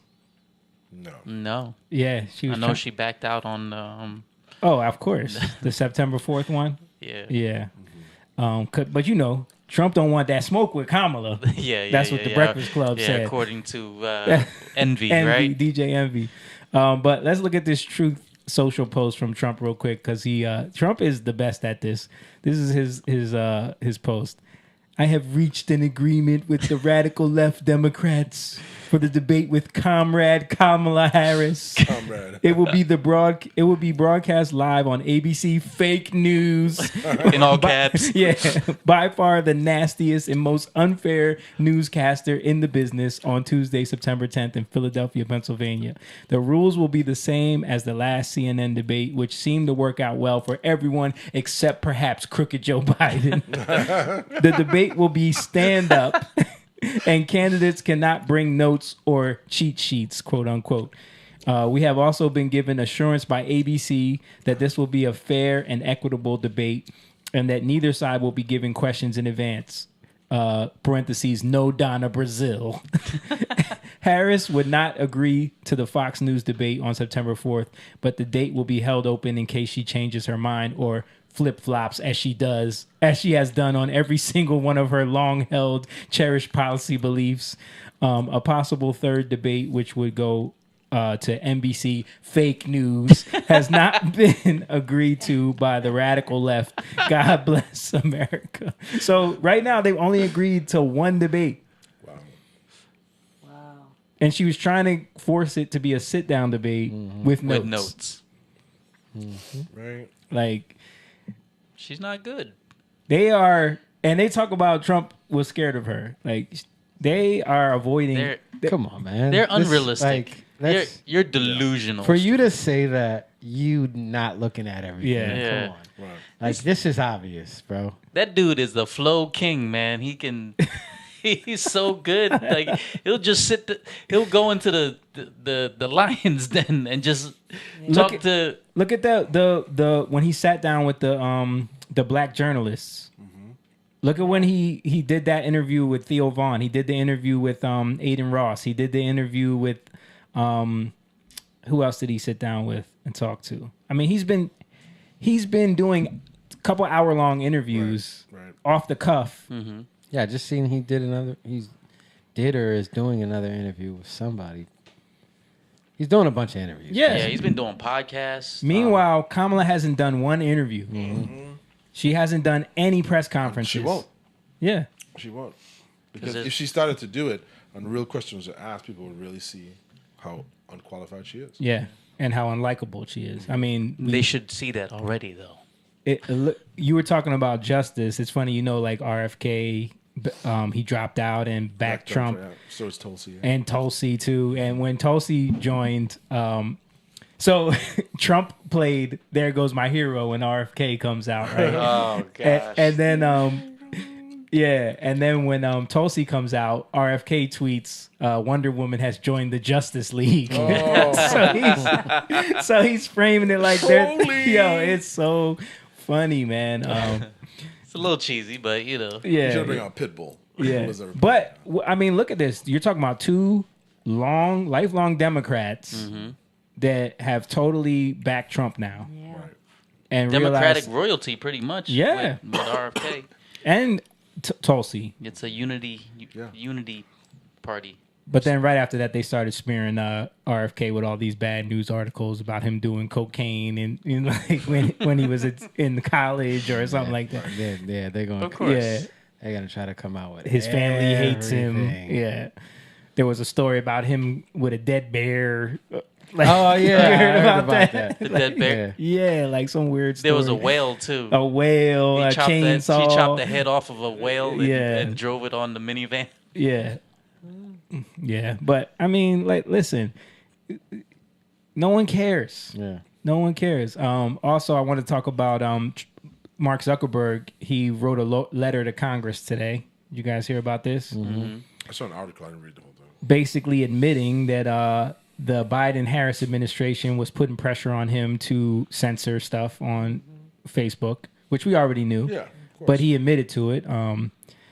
It's just for those who don't know. It says, Chairman Jordan, I appreciate the committee's interest in content moderation on online platforms. As you are aware, Meta has produced thousands of documents, blah, blah, blah, blah. There's a lot to talk about right now. The U.S. government interacts with companies like Meta.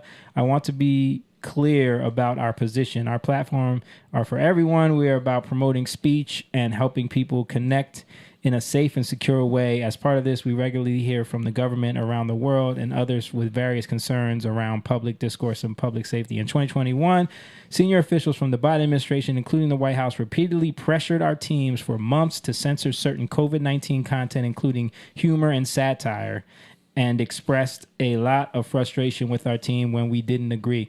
Now, I remember a bunch of our clips getting censored and also getting suppressed because we would make, even when we would make little jokes or I would post memes, they would censor it. So including and expressed a lot of frustration with our team when we didn't agree. Ultimately, it was our decision whether or not to take content down, and we own our decisions, including COVID-19 related changes we made to our enforcement in the wake of this pressure.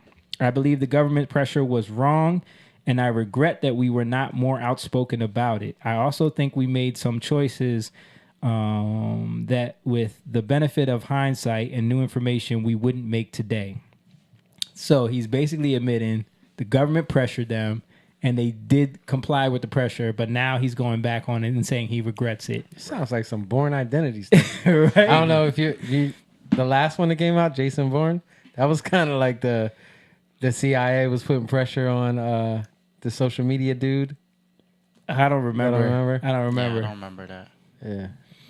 But I mean, that's something interesting is happening to him. Yeah. I don't know if it has anything to do with this, but he started doing jujitsu. He and started he's hanging out with working Dana. and he went on Joe Rogan. He went on Joe Rogan. Joe Rogan called him out on that. Yeah. He's hanging out with a lot of these UFC fighters Yeah. who a lot of people don't realize Dana White is the only CEO of a sports company that Yeah. allows, he doesn't censor the guys. Yeah. None of them. Yeah, he lets them say what they want. What they want. And he pushes because they try to attack him on that all the time. Right. And he has people who come, and he never bans any press people. He lets them come and ask them questions. Yeah. And so Zuckerberg, I'm not saying this has anything to do with it. I'm just saying. I mean, you seen he's been working out. He grew his hair longer. Right, right. He's going through some change. And I think, here's the thing, right? When you cocoon yourself with people who think like you, Yeah. act like you, live in your neighborhood. Yeah. This is what country clubs are. It's to find people when all these similar interests converge and you have similar points. You're kind of, it's like what's happening in Congress right now. Right. Everybody lives in the same neighborhood. They went to the same Ivy League school. Yeah. They're so tone deaf on what's going on. And I think, at least from what I see, because I've watched a lot of the, Dana White has this thing called Fight Blog. And there he is training with like a lot of these guys who, most fighters are poor. Yeah. And when they're tweeting, they're expressing from a point that he probably never heard of. You're right. He's around these guys. I'm not saying that this is affecting him, but you can It has see. to, though. It has to rub off in certain ways. It has to. Yeah. It has to. So when he wants to hang out with them, these are regular dudes. Yeah. Can you imagine Mark Zuckerberg hanging with Jorge Masvidal? Yeah. Like a street fighting dude. Yeah. Like he's good. He's never seen anything like this. That's why his swagger's changing a little bit. Yeah. It is. Because think about it, he's been in Silicon Valley ever since before that. Mhm. And those are the nerdiest, like, Right. most liberal, just kind of betas. Mm-hmm. And he probably wants to prove to them Right. that he's not weak. Yeah. And so he's kind of forced to have to listen. And plus he's been watching Elon Musk just kind of just say what he really thinks Right. for so long. He's looking like Damn that African American. yeah. He's looking like the weirdo social media CEO. Like Elon Musk is looking like a badass, and you're looking like a loser. Right. And when Joe asked him those questions when they were interviewing, Yeah. he was uncomfortable as heck. Hey, I got that clip. Like there was a lot of attention on Twitter during the election because of the Hunter Biden laptop story. The New York Post. we had that too. Yeah, so you guys censored that as well? So we took a different path than Twitter. I mean, basically, the background here is the FBI, I think, basically came to us, some folks on our team, and was like, hey, just so you know, like, you should be on high alert. There was we thought that there was a lot of Russian propaganda in the 2016 election. We have it on notice that basically there's about to be some kind of dump of that's similar to that. So just be vigilant. So our protocol is different from Twitter's. What Twitter did is they said you can't share this at all. We didn't do that. What we do is we have, if something is reported to us as potentially misinformation, important misinformation, we also have this third-party fact-checking program because we don't want to be deciding what's true and false. And for I think it was 5 or 7 days when it was basically being determined whether it was false, the distribution on Facebook was decreased, but people were still allowed to share it. So you could still share it, you could still consume it. So when you say the distribution is decreased, it got shared. How does that work? It basically, the ranking in newsfeed was a little bit less. So basically, you could share it, but we're not going to let anyone see it. Yeah. Control that. Yeah. And this was Shadow vital, banning. This was the vital time in the Right. 2020 election during the Hunter Right. Biden laptop Right. scandal, which we know now Right. was all true. Right. But so they interfered. That's him admitting that the FBI came to him and told him, like, Yeah. hey, listen, we had a lot going on in 2016. There's about to be something come out that we don't want to get Slow put it out down. there. Yeah. And you complied. Yep. And you listened. You were a good little boy. Yep. And I see this is the thing I like about Joe and this new format now where it's a long format interview Yeah. where it's not talking points. Joe said, so you did this. Yeah. Go ahead. Right. And you see him rambling around. Right. He's You not, can see him like He was stuttering nervous. to Yeah. catch his words. Right. Even his talking, like it's such a trained way to Yeah, talk. yeah. Like it's like every Well, we did it was something different than what Twitter We took did. a different approach. Yeah. Our angles were from here. Yeah. When you look at the protractor of the tractor. everything Go away. he say. It's like every Shut up. What do they call them? A PR firm. No. What I'm saying when they get when they Media get training. media training, but even the way they're talking, Yeah. it's like watching the new iPhone come out. Oh or, yeah, you know, Oh, the TED Talks? The keynote speaker. speaker. Yeah, That's yeah. what it sounds They all like. sound the Yeah. same. Yeah. They use those same inflections and, Yeah. and tones. Cadence. And the cadence. Yeah. It's like he's flipping through yeah. what we did here was right. Yeah, yeah. He's pull Slideshow. up He the got a slideshow. slideshow. Lifeline? Right. May I phone a friend? Just in case y'all forget, watch this clip of Morning Joe. That's gonna just Hold make on. you. I just want to shout out Go ahead. to Denver and Lisa and Eric Croft. What's up, guys? What's up, What's guys? up, guys? What's up, everybody? Man, make sure you guys like the video and share. Check out this video of Joe Scarborough on Morning Joe. Just digging into this laptop thing. And talk about Facebook having problems and Twitter having problems with a story that even the New York Post knew was a lie. They published a series of lies peddled to them by Rudy Giuliani, who admitted that nobody else would take it but Rupert Murdoch's New York Post, because they might look into it and tell the truth. Here we are in 2020. This is what it's come down to, America. Giuliani is feeding Russian misinformation to Donald Trump and feeding Russian disinformation to the New York Post. They know it's a lie. Yeah, well, that's where we are in 2020. It's the New York Post. Just to let you know that they're still talking to Russians. Themselves. And by the way, Russian hoax, come on. Joining really, us now. history will expose you all as fools and useful idiots for the Russians. Okay. It's for 4 The years. history is going to this is clear projection right here. Yeah. This is clear projection. It's a shame, but that's why you just let them talk, man. Yeah. Because like you can't get mad. Right. It's not going to do anything for your life. Like, Yep. You just gotta let it play out. Yeah. He really you know? believes it though. He does. You think he really believes it? I don't think really he does. believes it, yeah. I think they're told what to say, and they're actors basically. Yeah. Most of these news anchors are actors. Yeah, but you know how people lie so much. No, that could They be true. Start believing their own stuff. That could be true, but I think they know these people understand the game. Like we just talked about the homeless crisis in California and all these cities. Yeah.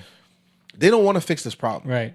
They know that how else are they going to get contractors to make millions of dollars a year as a lead anchor? Right. If you don't none of them will tell the truth because they know that sensationalism and this kind of like vitriol and rhetoric that they have to use, they know that that's what certain people tune in for, their audience. Well, we also know from, declassified documents that Operation Mockingbird is a real thing and that a lot of people that are in media do come up through those ranks. Sure. And a lot of times they are put there to keep a narrative going. Right. So you have You someone... can't just say things, Jamie. What the heck is Operation Mockingbird? Operation Mockingbird was an operation done by the CIA where they infiltrated news media and they put people in position in news to basically push stories that they wanted the public to believe. Right. So that they could control the narrative for certain things so that we could enter into certain wars or we could get certain policies passed. And I don't know if y'all know about this, but under Obama, he actually signed an executive order that made it legal for the news media to lie to the American public. Sure. Because So I don't before say the that, same thing. it was illegal. But under Obama, he signed an executive order that made it legal for the news media to lie to the American public.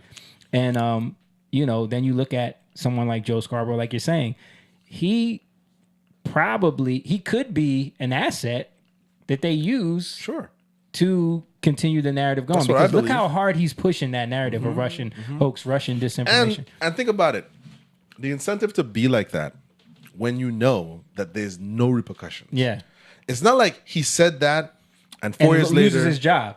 He lost his job for actual him promoting misinformation. Right. So once you tell people, hey, listen, you could say whatever you want to say. Right. Say it in this tone, this inflection. Nothing's going to happen. Right. And they realize, wait, I'm not going to get in trouble? I'm not going to get in trouble. The worst that will happen is, remember the day after, the Monday after Trump, the assassination attempt on Trump, what happened? They said, we're going to cancel Morning Joe. We're going to do something else. Because he can't help himself at this point. Because we didn't want to take the chance created a monster. that he was going to say something crazy after Trump got literally shot at. That's what I'm saying. It's like what we're witnessing is these news personalities. I feel like they're part of the plan, but they actually begin to believe it themselves. Yeah. Mm-hmm. They fall into the character where it's like, you know, the old world of celebrities where they actually believe that they are the characters that they play. Right. You mean like how Milli Vanilli started believing they could actually sing? No. I got one even better. 82-year-old Robert De Niro. Yeah, thinks he's a tough guy. He's playing a tough guy. He thinks he's a gangster. He's 82 with a 10-year-old child. I don't know, dude. I think Milli Vanilli is on top. Because how do you forget you can't sing? You can't sing at all. That's crazy to me. But you're so removed. You know it's true. Yeah. Actually, I did see the one that's alive. He did sing. And he's actually pretty good. Nah, yeah, he's good. No way. Dude. Bro, I heard it. He's terrible, bro. He's not as bad as it sounds. He's terrible, bro. I was like, this ain't that bad. I remember when the documentary. I liked the songs a little bit. Yeah. So I was like hoping they could sing. Yeah. I remember when I was a kid, I'm like, the craziest part to me about that story is they got in trouble for lip singing, and that's all everybody does. That's what I'm saying, though. You can't be mad at them. You can't be mad at them for that. I mean, yeah, but my thing is, it's the cognitive dissonance. Yeah, it's you don't realize what you're doing and what you're tapping into. Right. You know, like even them, they knew they were being used as the faces of the song. You could believe it. But they tricked themselves into really believing that they could be artists. That's what I'm saying. But that's what's happening with the news anchors. Yeah. And the lead anchors, they really believe. I think they believe. I mean, they know that they're part of it, but they believe it. I think they start believing that they are the elite source for news, right? And you should listen to me because I am the source, you know. And I think they start falling into that. You look at most of them that they talk down to people. Oh yeah, you know? And they think low of all of the independent news researchers. Yeah, Cuomo said that before, right? What was his quote? He said that don't believe what you read. Yeah. Listen to what we say. Right. No, he said when they were talking about Hillary's emails, he said it's illegal for you have to come to us. Yeah.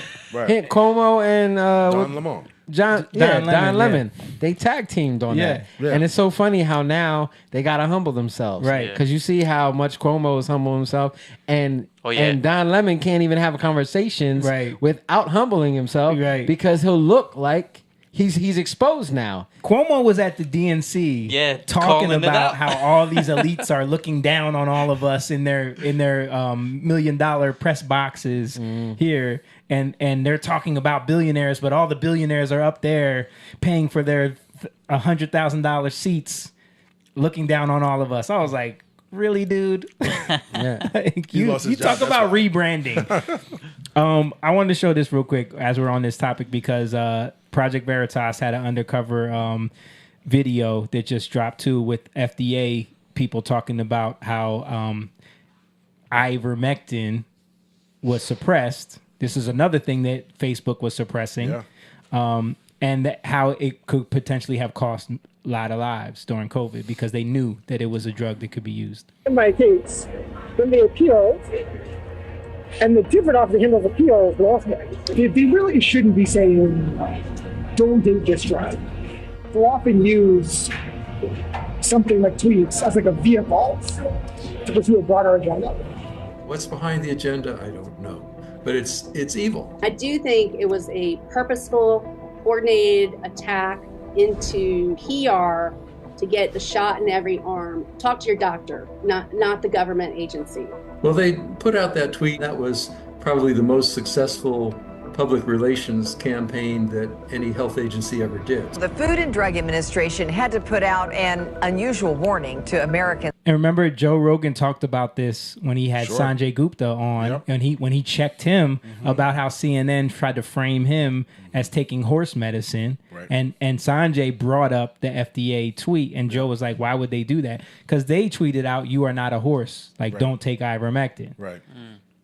And he was like, "Why would they do that when they know this is an award-winning drug that's been taken by Sure. billions of people?" Sure. So now people that work for the agencies are coming out and being caught by Project Veritas. You guys can go check out the video. It's a long video. I just wanted to show a little bit of that. But they are admitting that they suppressed this and admitting that it could have that it probably cost a lot of lives. And there's, you see, the thing is, the reason this is happening is because there's no repercussions. Yep. You could come out years if people were being held accountable, right? Because look at how this works. You got people being charged with sex crimes from the 70s. I'm not comparing this. I'm just saying, just look at it.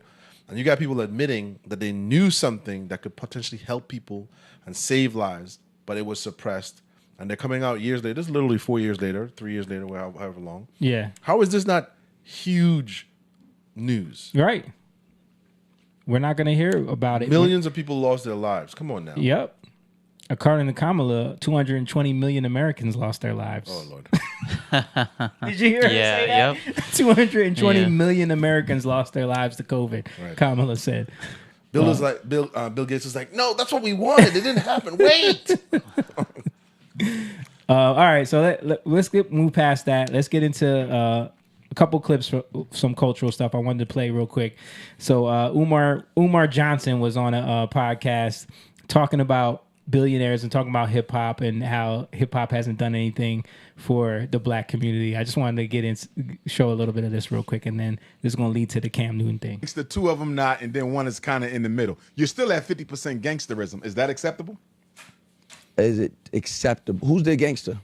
You were just talking about cognitive dissonance, Jake. This dude, and we've had these conversations with people that are like idolize rappers, especially Jay-Z, because he's going to get into Jay-Z and his influence on culture. This dude is definitely along that lines of like someone who just can't see past their idolization of someone. Right. Jay-Z was gangster shit. But we've also seen him progress out of it. You don't get to progress. You don't get to progress. Can I ask you a question? If I sold for 30 years, and I gave it up, and now I'm raising my kids, am I off the hook for creating a whole generation of drug addicts? What have you done to amend for it? What has he done to amend for it? He's openly giving money to underfunded communities. Stop. How many schools has he built? None. Stop. How many hospitals has he built? None. Stop. How many banks has he built? None. How many supermarkets has he built? None. I don't care about nothing else you got to say. Relevant institutions, bro. Don't give me no handouts. Don't give me no charity. In that case, are you any less useful or absolutely? Because I got two schools and one about to open. You damn right. But if no one can benefit from the school, what's the difference? As of right now, in this moment, if no one can benefit from said school, it's a big then difference how is it because different even though from the children can't go to the school right now, you're talking to a man who saved more black children from the school to prison pipeline than any black man ever walk in this country. So I'm still relevant. How many he saved from the school to prison pipeline? Everyone he's employed. How many people he employed? I bet you I say from Rock Nation to Rockefeller. But my point is, to whom much is given, much is received. I'm not a billionaire. He's a billionaire. You understand? So to your point, you can't compare him to me because I'm not a billionaire. Yeah. He said it wrong. A billionaire gave out some charity. That's not enough. Billionaires should be building institutions, not giving out charity. I mean, I like Jay, so this is not about Jay. I would say even like, you know, what he said, we can't progress. Yeah, but you're going to speak on the things that you did in the past, and you're going to separate yourself from that if you actually think that what you did in the past was not right. Right. He had 2 albums called The Blueprint, where he's giving you the blueprint that he did to get where he is as a billionaire. So he's doing the opposite of that. He's saying, I did everything right, so you should follow my path. Yeah, and where did he ever speak on, rap on, interview on how he messed up in the past and how he regrets the things he did in the past Right. and how he led generations astray, like down the wrong path. Like, when has he ever never admitted to these things? Right. Yeah. In fact, he did an interview with Kevin Hart where he said he hates going to family reunions because People ask him for money. People ask him for $4,800. Yeah, and to start a business. Eat turkey. He's not here to talk about Right.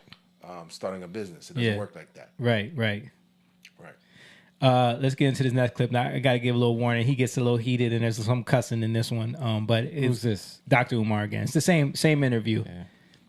For me to say, oh, hip hop in 50 years has made sure that black people now are respected, and no, that's never gonna happen. What has it done for the people? It gave you listen to hip hop music and you were inspired at some point, no? Nigga, I'm leaving.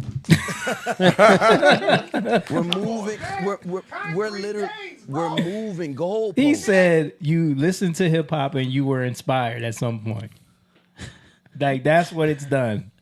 Inspired for what? Inspired to do what? Yeah. I see it inspiring a lot of people to sell drugs, live gangsterism. Right. We saw that firsthand. Right. From kids who Yeah. had good homes. Had good homes, grew up in I wouldn't say good houses, but in a middle class house. Suburbia.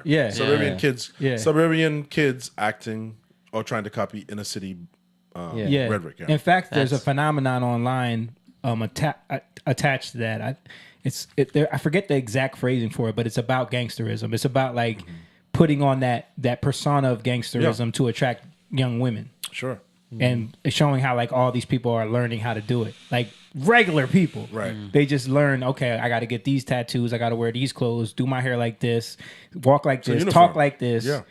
And then I'll be seen as a tough guy or a part of that culture. And if you don't believe us, all you have to do is look at other societies like London. Yeah.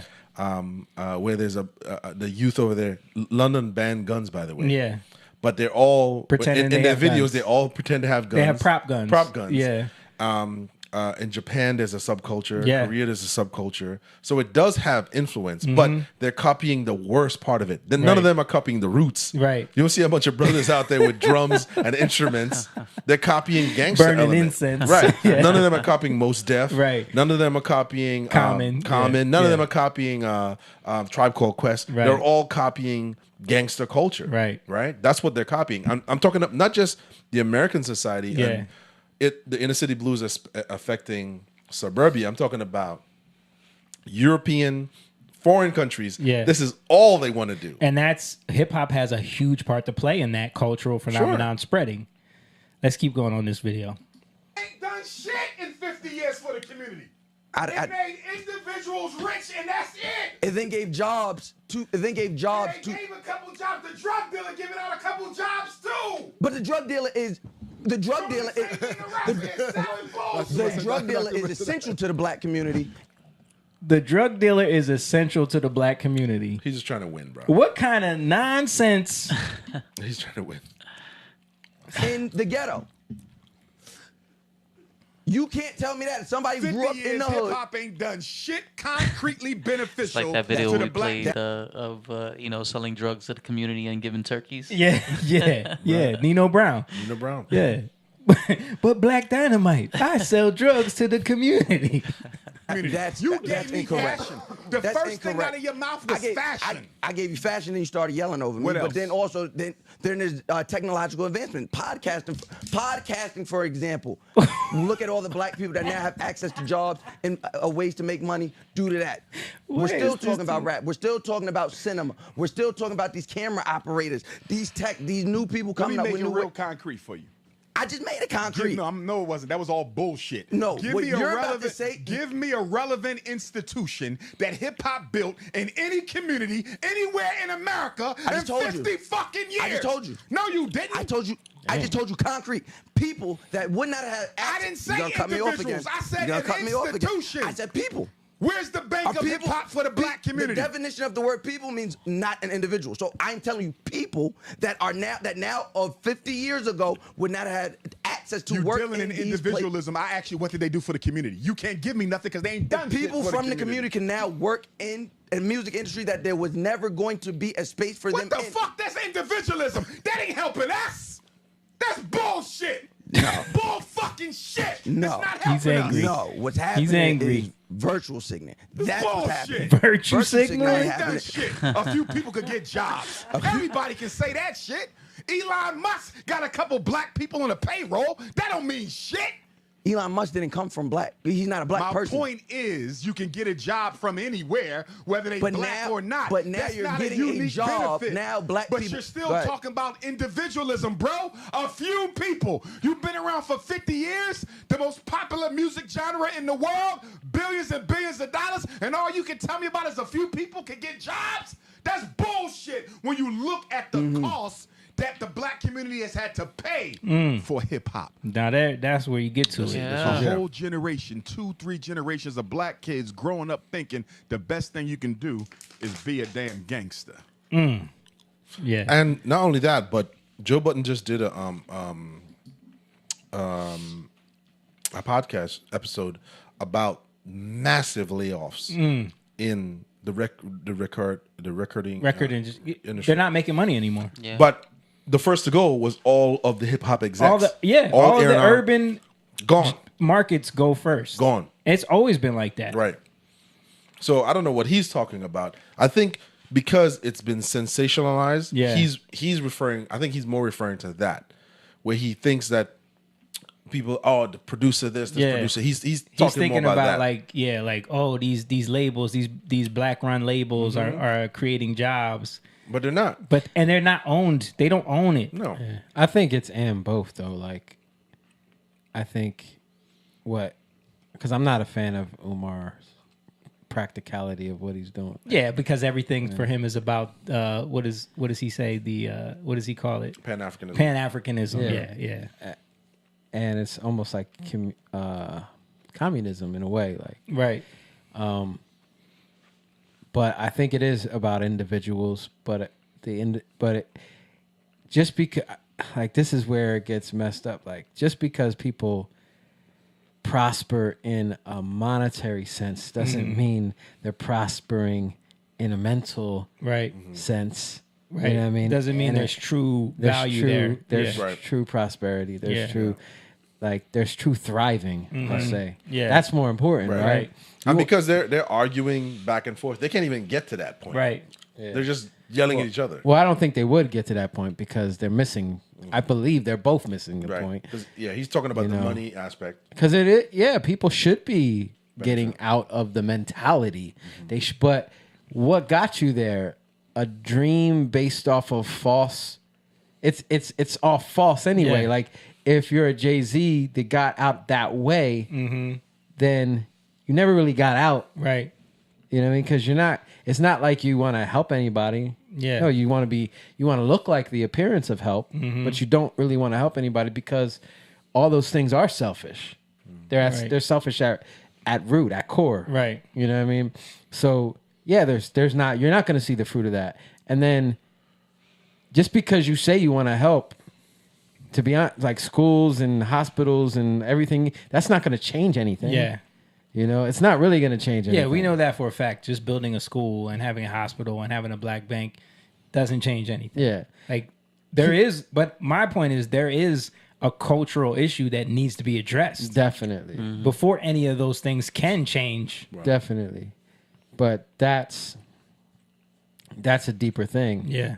You know, that's a core thing where it's what you're rooted in. It's where's your foundation? Yeah. Where can you settle yourself at?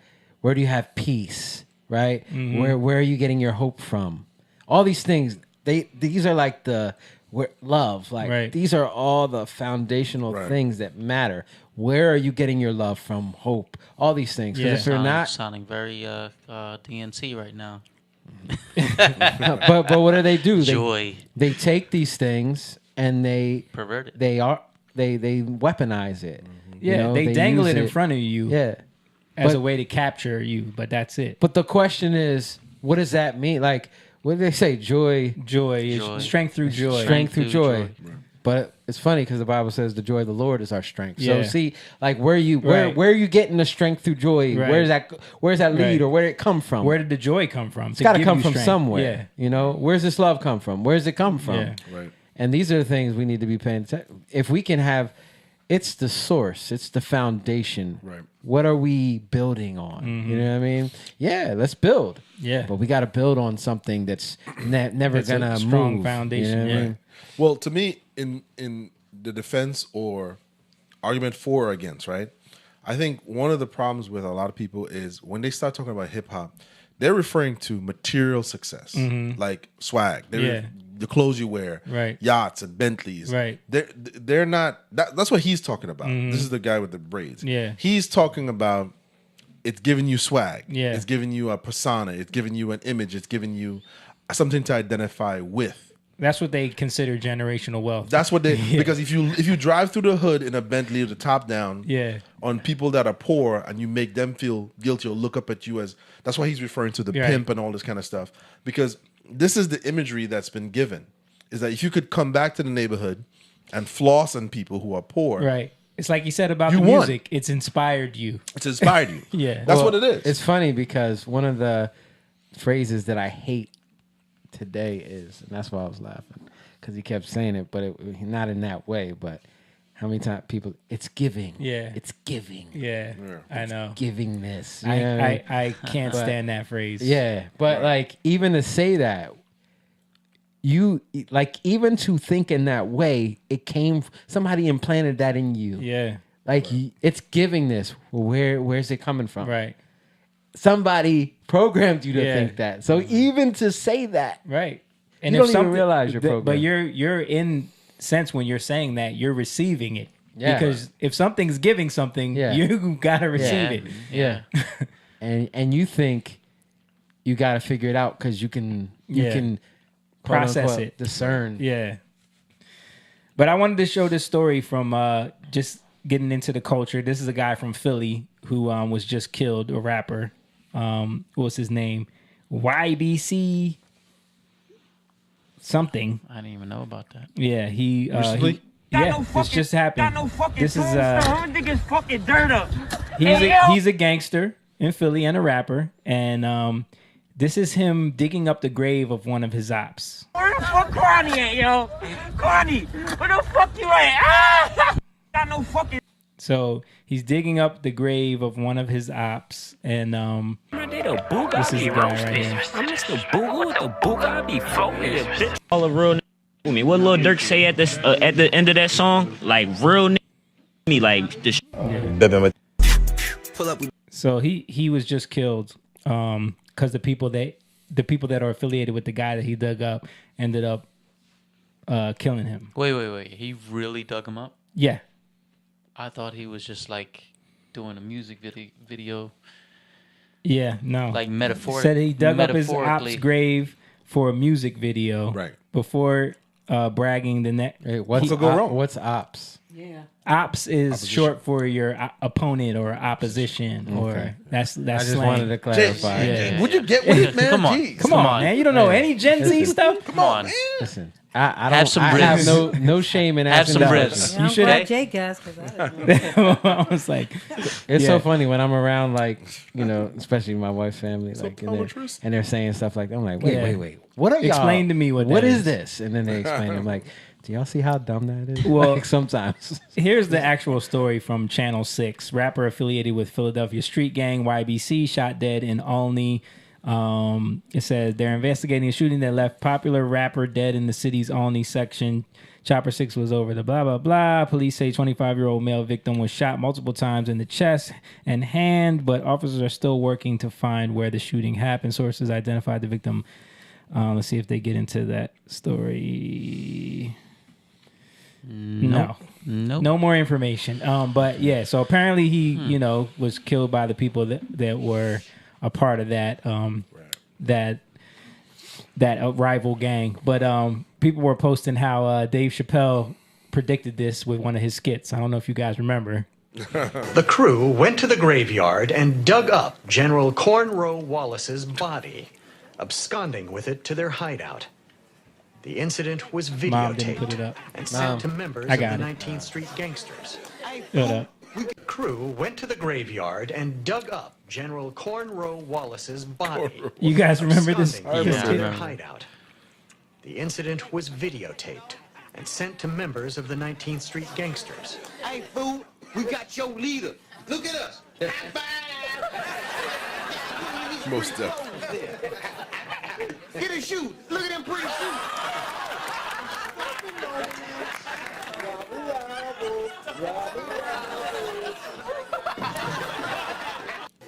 Yeah. That's a skit about ridiculousness in gangster culture. And that you would we all laughed would never at. think would happen. We all laughed at that. But- That was we used to always quote that. We gonna roll on their own barbecue. On their own barbecue.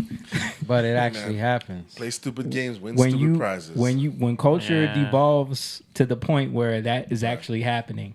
Right. You know, because it's always about one-upping something. And then, you know, you have people bragging about killing people on songs, Right. and then they get killed. It's a never-ending cycle. Now, hear me out. Okay.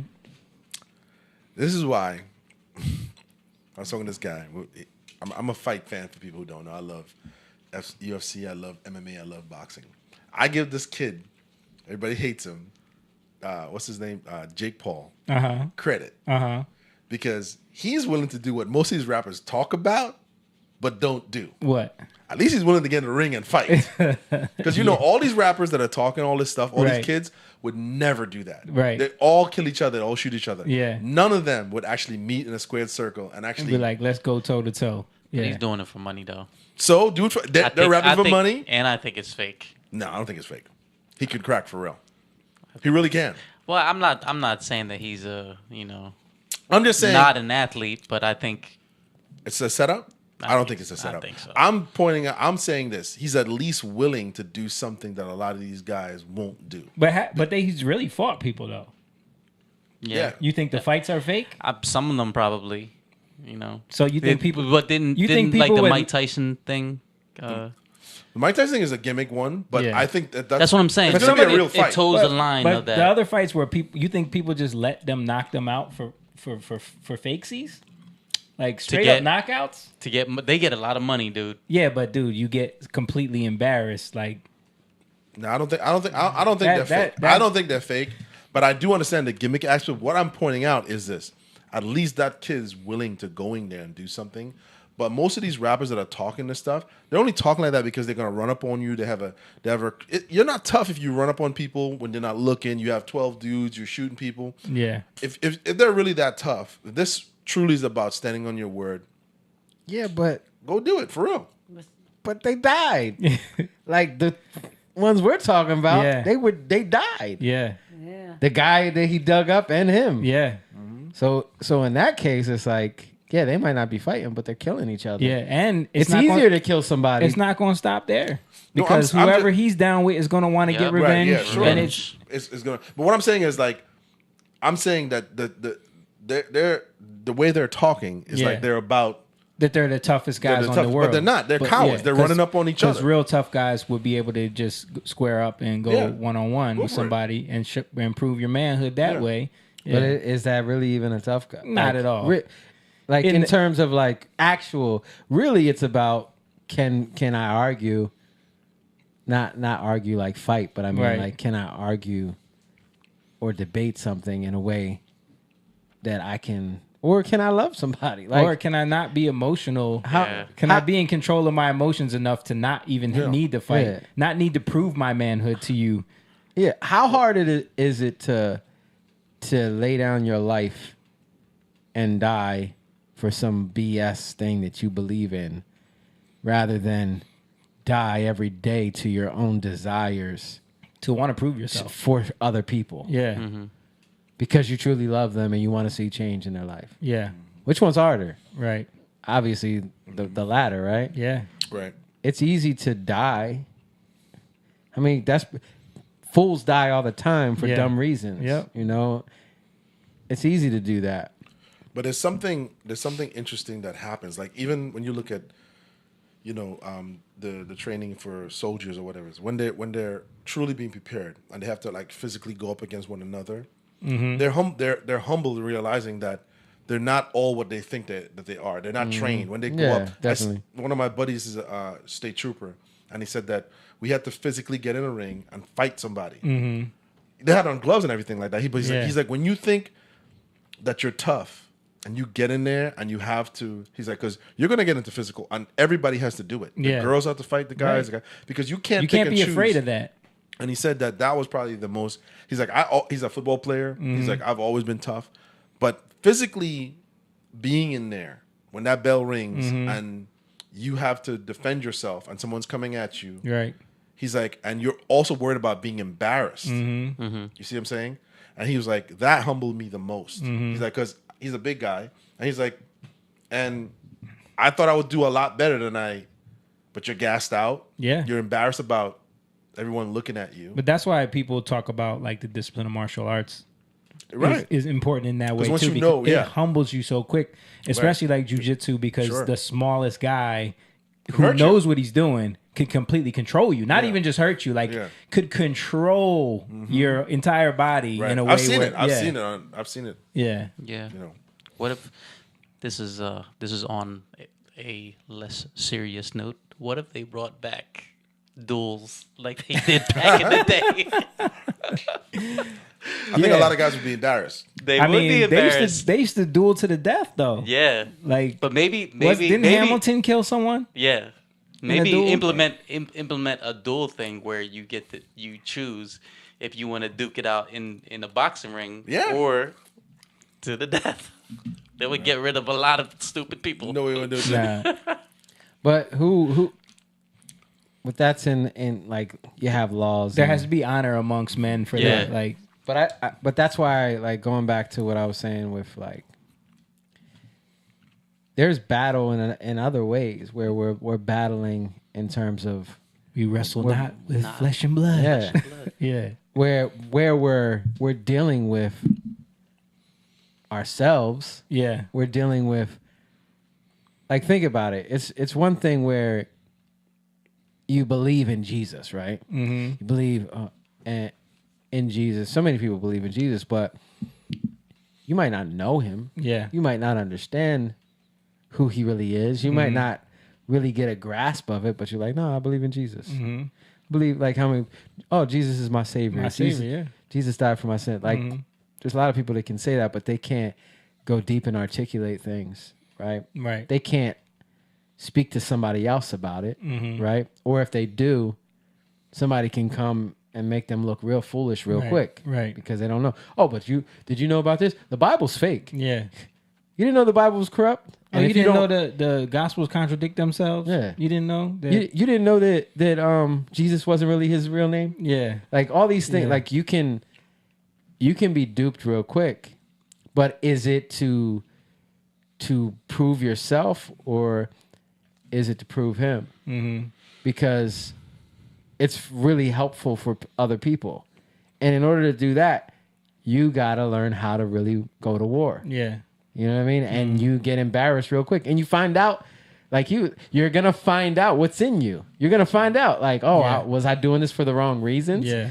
I was doing this for the wrong. You know, you're going to have that war within yourself. And it's okay. Like, and you go back and then you learn how, I got to put my trust in God. Right? It's not about me. So I have no reason to worry about looking foolish, right? Yeah. Oh, I didn't. And then you can have conversations, and then you can actually duel, you know? But what are you got to have parameters, like when you have a conversation. So a lot of that, like, we don't even got to get to the fighting. I mean, like the fist fighting, if we can actually have a conversation and not be afraid of that. Right. Like, most people go to the fighting because they're afraid to have a conversation. Right. You know? Well, they're not equipped to have a conversation. They're not equipped. They can't settle things there. So it just gets emotional, and then it turns into a fight. Like, look at that debate with Umar and that dude. Like, that could easily go to go into screaming like that. Yeah, and cursing and going crazy. Like, you're not equipped to have a conversation. Not only that, like, you're so prideful that you think you got all the answers. Yeah. That you can't humble yourself to think, like, how can I reach this person? Right. Because that's not the point. Right. You know? It's how can I get you on my side to bring about my own agenda. How can I embarrass you? Yeah. Whatever, but it, like, if his agenda is Pan-African, well, then he wants to get as many people to think like him. Right. You know? And that's not what. Except Africans ain't on board with that. Yeah. But they not. But that's selfish. That's Yeah. not real love. Right. You know what I mean? You're not doing it because you love. Like, and even I love black people. No, you love because you're familiar with it. Yeah. You know, but to love people, it's not just a familiarity. You know what I mean? You got to get to know them really. You gotta see the mess that they have, and you got to be able to look past it. Right. You know, or else it's gonna stop you. But he's saying that stuff, but he's not. He's living right there in Delaware. He ain't going to no Africa. Yeah. He ain't living there. Right. Big boy like him. Yep. Ain't no Wendy's You around the don't corner. He don't want to be there. Hey, there's McDonald's, man. They have McDonald's. They have McDonald's Actually, and didn't KFC. Didn't they have Wendy's in? Yeah, but he's against the white Was there establishment. a Wendy's in South Africa? I think there was. Yeah. South Africa different though. I know some Africans that don't, they don't look at South Africa like The rest of the continent. like the rest. By some Africans, I know what you mean. I guarantee you, he's not going to know Africa, rural Oh Africa. no, definitely not. You ain't going Guarantee. to Congo, Uganda, or nothing like that. All right, I got one more video. This is the Cam Newton video where he was talking to a Dr. Bryant. Your boy, Dr. Bryant. Yeah, your boy Cam. His This is- podcast is doing good. This is this is on his podcast actually, and she kind of exposes his ideology when it comes to his relationships and all of the kids that he has out of wedlock. A lot of people see my situation and not think that I'm not. Wait, why? Hold on, let's stop it first. Why you laugh right away? Because of the 'Cause he looks like a the character. ridiculousness. Hold on, He real looks like a quick. character. Is this was she on? The other guy, Nick What Cannon. Nick Cannon. Yes. She was she on did Nick the same Cannon. thing to him. Yeah. Okay, Yeah, Alright. this is the same lady. Because I saw a clip and he was like a little uncomfortable. Yeah. You could tell. Right. Well, okay, all right. Nick Cannon had it way worse than him. Yeah. A lot of people see my situation and not think that I'm not high function. What situation? Okay, so I'm not married. I have beautiful children. How many? 8. By how many women? 3. And this is the kicker. I want more. By multiple women? What's the intent? I I'm just saying, want or God by to your bring wife? them. I just want God to bring them. Oh, okay. My desire to I get just want God to bring them. Okay. married is lower than my fear of divorce. So, as you had said, Dr. Brian, you said it, I didn't say it, I will agree. I'm just taking my time. You're not taking your time. I am, though. You're being very action-based. You're not taking your time. I'm taking my time. You're being very action-based. You have 8 kids with 3 different women. You ain't taking your time with your sperm. That's what she's saying. Yo. Just only when ignorance rules can you say stuff like this. Because he goes on to talk about how he's a Christian and all this stuff. Christian. Which Yes. how can you just said that you literally and I like this isn't like what does it mean? What does it mean to be a fornicator? What does that mean? Because I know people say it and but what does it mean? It means to be having sex out of marriage. Right. It's basic, right? Right. So any sex outside of marriage is not the design God had so that you can thrive and prosper. Right. So right there, you got to be able to see that defining line Yeah. so that you can get order back into your life. Everything else you're doing is out of order. Yeah. It's not in line It's with God. But very he's saying, I want God to bring them. Yeah. No, you're bringing them. Yeah. This is not God. Okay. I mean, it could be a God. It's just not the God that Right. is in the Bible you say you believe But he in. says he's a Christian. so Yes. I don't know what kind of Christian. But then she's going to go on to dismantle. You are creating, procreating, and multiplying. That is not taking your time. You're being very selectively active. Okay? So you're creating, in disclaimer, the kids are innocent, they are beautiful and amazing. Anything I say has nothing to do with them babies. But you are proactively choosing where you want to be active at and where you want to take your time. You want to take your time in having a wife because of your own fears. But you will, and I say this with all respect and love, what I'm about to say next, okay, Cam? But you will selfishly create broken families, even if you're in their life and you're a proactive father, and I believe you're an amazing daddy. I can only imagine with just your presence and knowing you. But these families are still broken. Every child cannot have Papa in the house with them. So some child, if not all, will end up with some kind of deficit without daddy being there. Now, you chose to do that. I'm not saying you sat there and woke up one morning and said, I want to be selfish today, so I'm going to go make a baby. Not saying that at all. But those are selfish acts at the expense of your fear. And yeah, that is a low functioning behavior. To say that I'm going to build these houses and put kids and these beautiful women and kids in them, but I ain't going to create a home in them. I'm going to wait till I dissipate my fear to find a wife where I'm still going to be fearful with, because there's no such thing as not having some type of nerve or some type of feeling behind marrying somebody. And then I'm going to build a home with her while all these other beautiful babies have houses. That's completely unfair and that's selfish. And so, yes, you're taking your time in this department, but you're not taking your time in this department, which means you're compartmentalizing.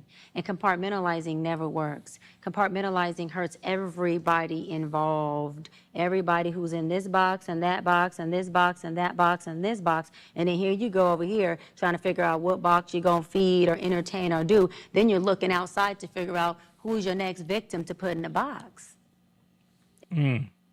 Victim. Right. And he doesn't see it that way. Because he thinks, because he has means, he has money to provide for them, that's all that matters. Right. Yeah. And he even goes on to say that because he has access to a lot of women, that somehow justifies his behavior, because women throw themselves at him. You know what I mean? And he's rich. Who is she? She's a doc. I think she's a psychologist. So it shows you that money just amplifies your problems. It doesn't can cover up. Right. It amplifies, but also covers. And even enables. though It enables. it's gonna come to the surface, Right. but the money actually, like, you can pay off. You can cover these things with the money. Right. You can pay off your kids. You can, but all the problems that are still never there. solves it though. Because how many? At least his idea of how to raise a family is to provide them what he thinks is a great material life. Right. Right. Because he made a statement about, like, I think he said something about, like, my dad walking into 7-Eleven is not the same as me walking, because he was talking about his father, the difference between him and his father. Right. And he was like, but the difference is my dad walking into 7-Eleven is not the same as me walking into 7-Eleven. Basically making the comparison, like, I'm going to have way more attention than him. I'm going to have way more access than him. Right. So that somehow allows me to live this life that I want to live. And It actually, the funny part is he's talking about fear of divorce, but that actually should strike fear into you, like that statement, but it's actually putting you in a place of pride. Right. But the opposite should happen. It should be like, whoa, I got all this access. I need help. I need help. I need to be protective over my resources because people can use me. Not only that, like, I can make a lot of bad Mistakes. decisions for my life and every other people's lives Right. that can affect. Right. You know, Well, she nailed it when she said broken. You're creating broken homes. homes. And what she doesn't realize, what most of these men don't realize, and we'll talk about the women in a second, but she did one with Nick Cannon too. Mm-hmm. Nick Cannon was trying to talk over. He actually listened. Mm-hmm. He actually did listen. Yeah. The one with Nick Cannon. He was pushing back a little bit. This one is edited. It's chopped up. But if you watch the full thing, he kept, like, interjecting and pushing back and saying things. Well, like, you know, again, most of these topics, they're in their pride. Like, they know that what she's saying makes sense. Right. But I at least like that this is on their podcast and they did put it out. Mm-hmm.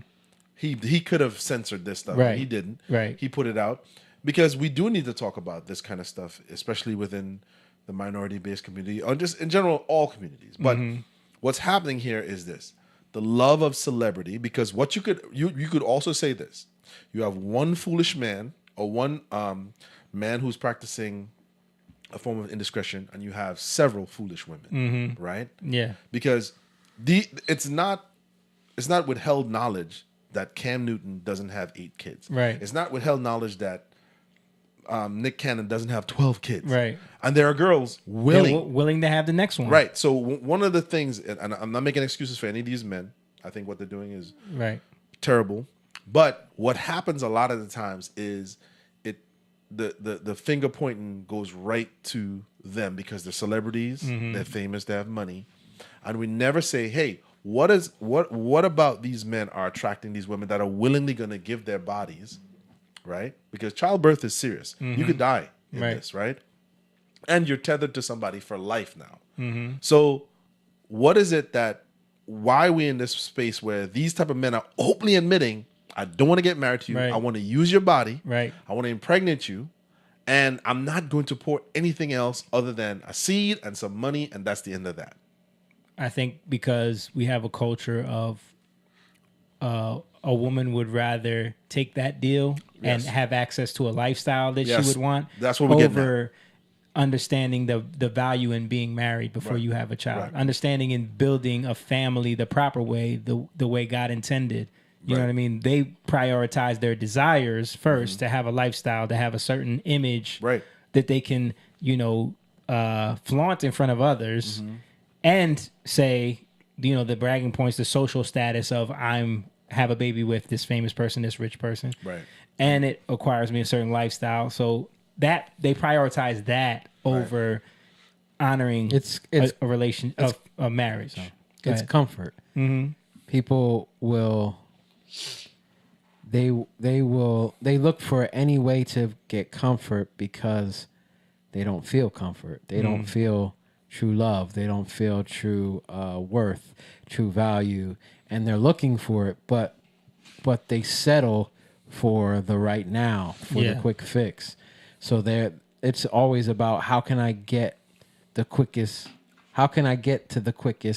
point I want to get to, and we've been served this on media. Yeah. Especially in the 80s, 90s, 2000s. This is what's been served to our generation. Glitz and glam. Yeah. And it's even worse now because of TikTok, social media, all of that. Yeah, like our generation and a little bit after, I think this newer generation is a little different, but our generation a little after was all about like being in the entertainment business, being in sports. Like, that's like the main, that's what it's all about. Like being in those areas, you made it, right? Yeah. Because you get fame, you get clout, you get money. You get money. Yeah. But I think this is why, like, it's good. At least he had her on here, and maybe it makes him think. And I think that you can't claim something because, again, you made a claim. He made a claim. I'm this. Right. I'm that. Okay, well, you got to define that now. You got to prove your claim. And I'm trying to throw it on her. I didn't say this. You said this. I'm just taking my time. and it's fear based, right? Yeah. Like what he's saying. But it's a claim. So you have to hold people to these claims. And I'll read this real quick. This is 2 Corinthians 10:3. It says, and I'm reading from the New Living Translation. It says, "We are human, but we don't wage war as humans do. We use God's mighty weapons, not worldly weapons, to knock down the strongholds of human reasoning and to destroy false arguments. We destroy every proud obstacle that keeps people from knowing God. We capture their rebellious thoughts, and teach them to obey Christ." So this is one way of reading it, but then there's other translations like where the weapons of our warfare are not carnal. Yeah. Right? But for the pulling down of strongholds. So why'd I read this? Because it's our job to want to love people enough to speak to them and get past everything. Oh, so why do you do this? Oh, that's why you do that? Okay, cool. Right. Like, that's not love. Yeah. Can I challenge you a little bit? Like, right. Where'd you come up with that? Right. And if you ask questions, they're going to tell you, "Oh, I'm scared." Yeah. Right. He said it. My desire to be married is lower than my fear of divorce. Yeah. Right. And another thing too is like a lot of times these guys are not asked because they have daughters. You can't live this lifestyle and then demand somebody's son do right by your daughter. Right. Like a lot of times they're not confronted with that, which is every man's worst nightmare, especially when it comes to his child and especially his female child, is the life you live is going to come back to you. So a lot of times these guys they're in this like bravado because their kids are young. They never show the end story of the broken homes, the real broken homes when their kids are older. Like, look at Dr. Dre's daughter. Yeah. She's homeless. She doesn't talk to him. Yep. Dr. Dre's a billionaire. She doesn't talk to him. Yeah. Right? There's an interview with her in a car, living on the streets. Mm. You know what I'm saying? We don't see. We're not showing that. That's the problem. Is we don't take the time to really look at like what's the end result 20 years from now. Right. What's the fruit? Right. What's the fruit? What's the fruit? Yeah. Right. Because right now it might be good. All his kids feel like they got all the toys they want. They feel like they got all the iPads, all the game consoles. But later on in life, when they realize their father never really wanted to be in their lives, it's going to cause trauma. It's going to cause trauma. And then the other part of it too is this. Cam doesn't know, Nick Cannon, men like them, don't know where they're going to be. There very well may be a time in the future where they do change, but the damage is done. Yeah. And now they decide, I'm going to marry. And what those kids see with all the toys, with all the lavishment that they existed in, the big houses, all the stuff, all the excess, the kids are like, wait a minute. So you weren't willing to settle down with my mother. Now you're talking, they're no longer kids no more. They're young adults. You weren't willing to settle down with my mother who bore 4 children for you. But here comes this other woman that you're willing to give this life for her. Right. Rob Schneider is talking about this. Rob Schneider has changed his mind. He didn't have a bunch of kids, but he did have a child young. Right.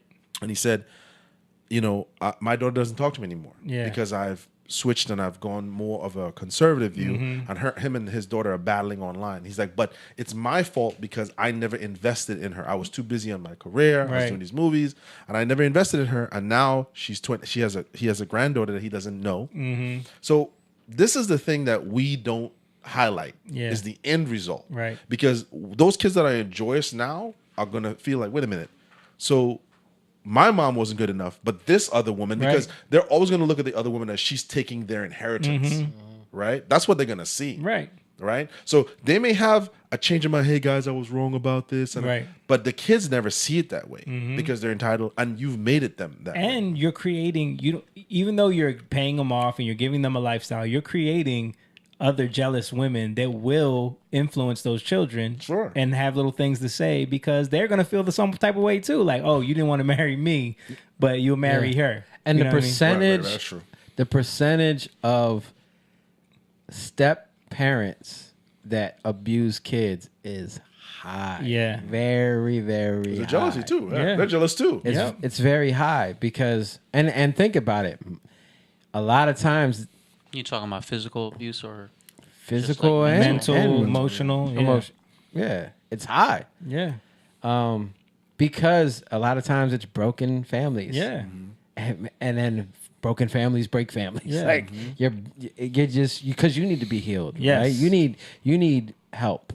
And something like I learned from like not having my dad in the house. Like even though my dad was there, that wasn't enough. Right.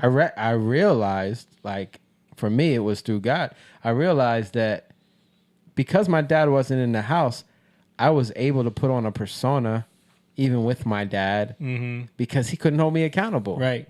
Because he wasn't in the house. So you could give him just enough to keep him at bay. Yeah. Right. To make it look like I'm the proud son. Yeah, I'm responsible. Yeah. And doing all the things and checking on but I'm not really.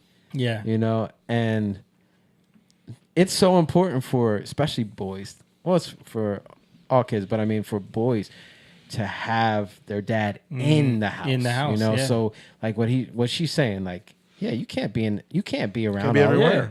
There's You no can't. way you can.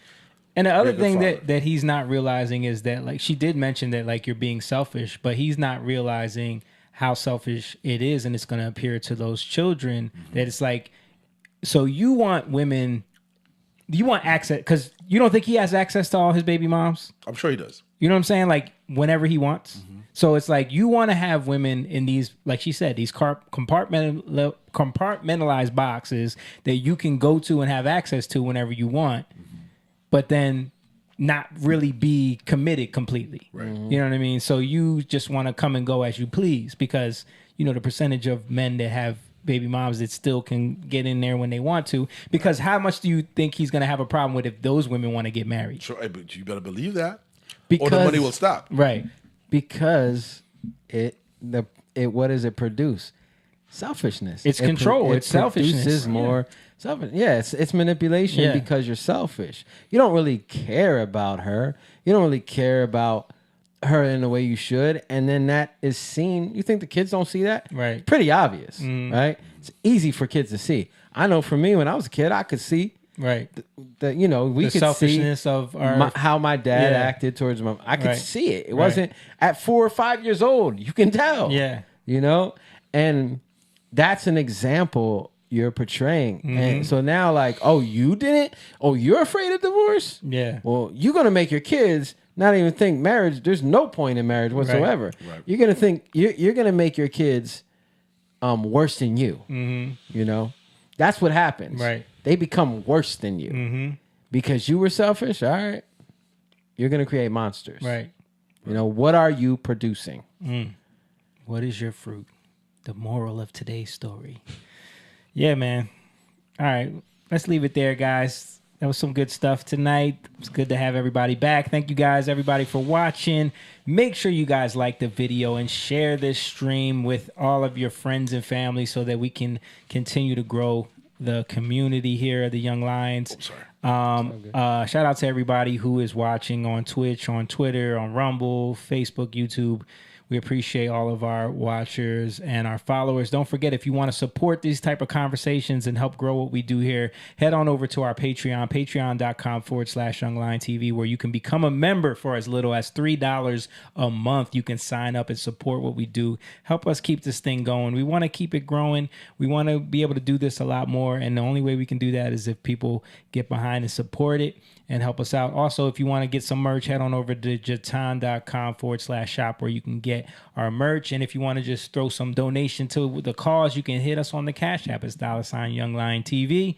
But other than that, man, it's been a great stream. Thank you guys so much. Appreciate all of our Patreon members. Hope you guys enjoyed the show. We'll see you next week. Peace. Young Lion, go live, yeah. Young Lion, you rich, yeah. This kingdom has room, yeah. Go and fight people now. Woo!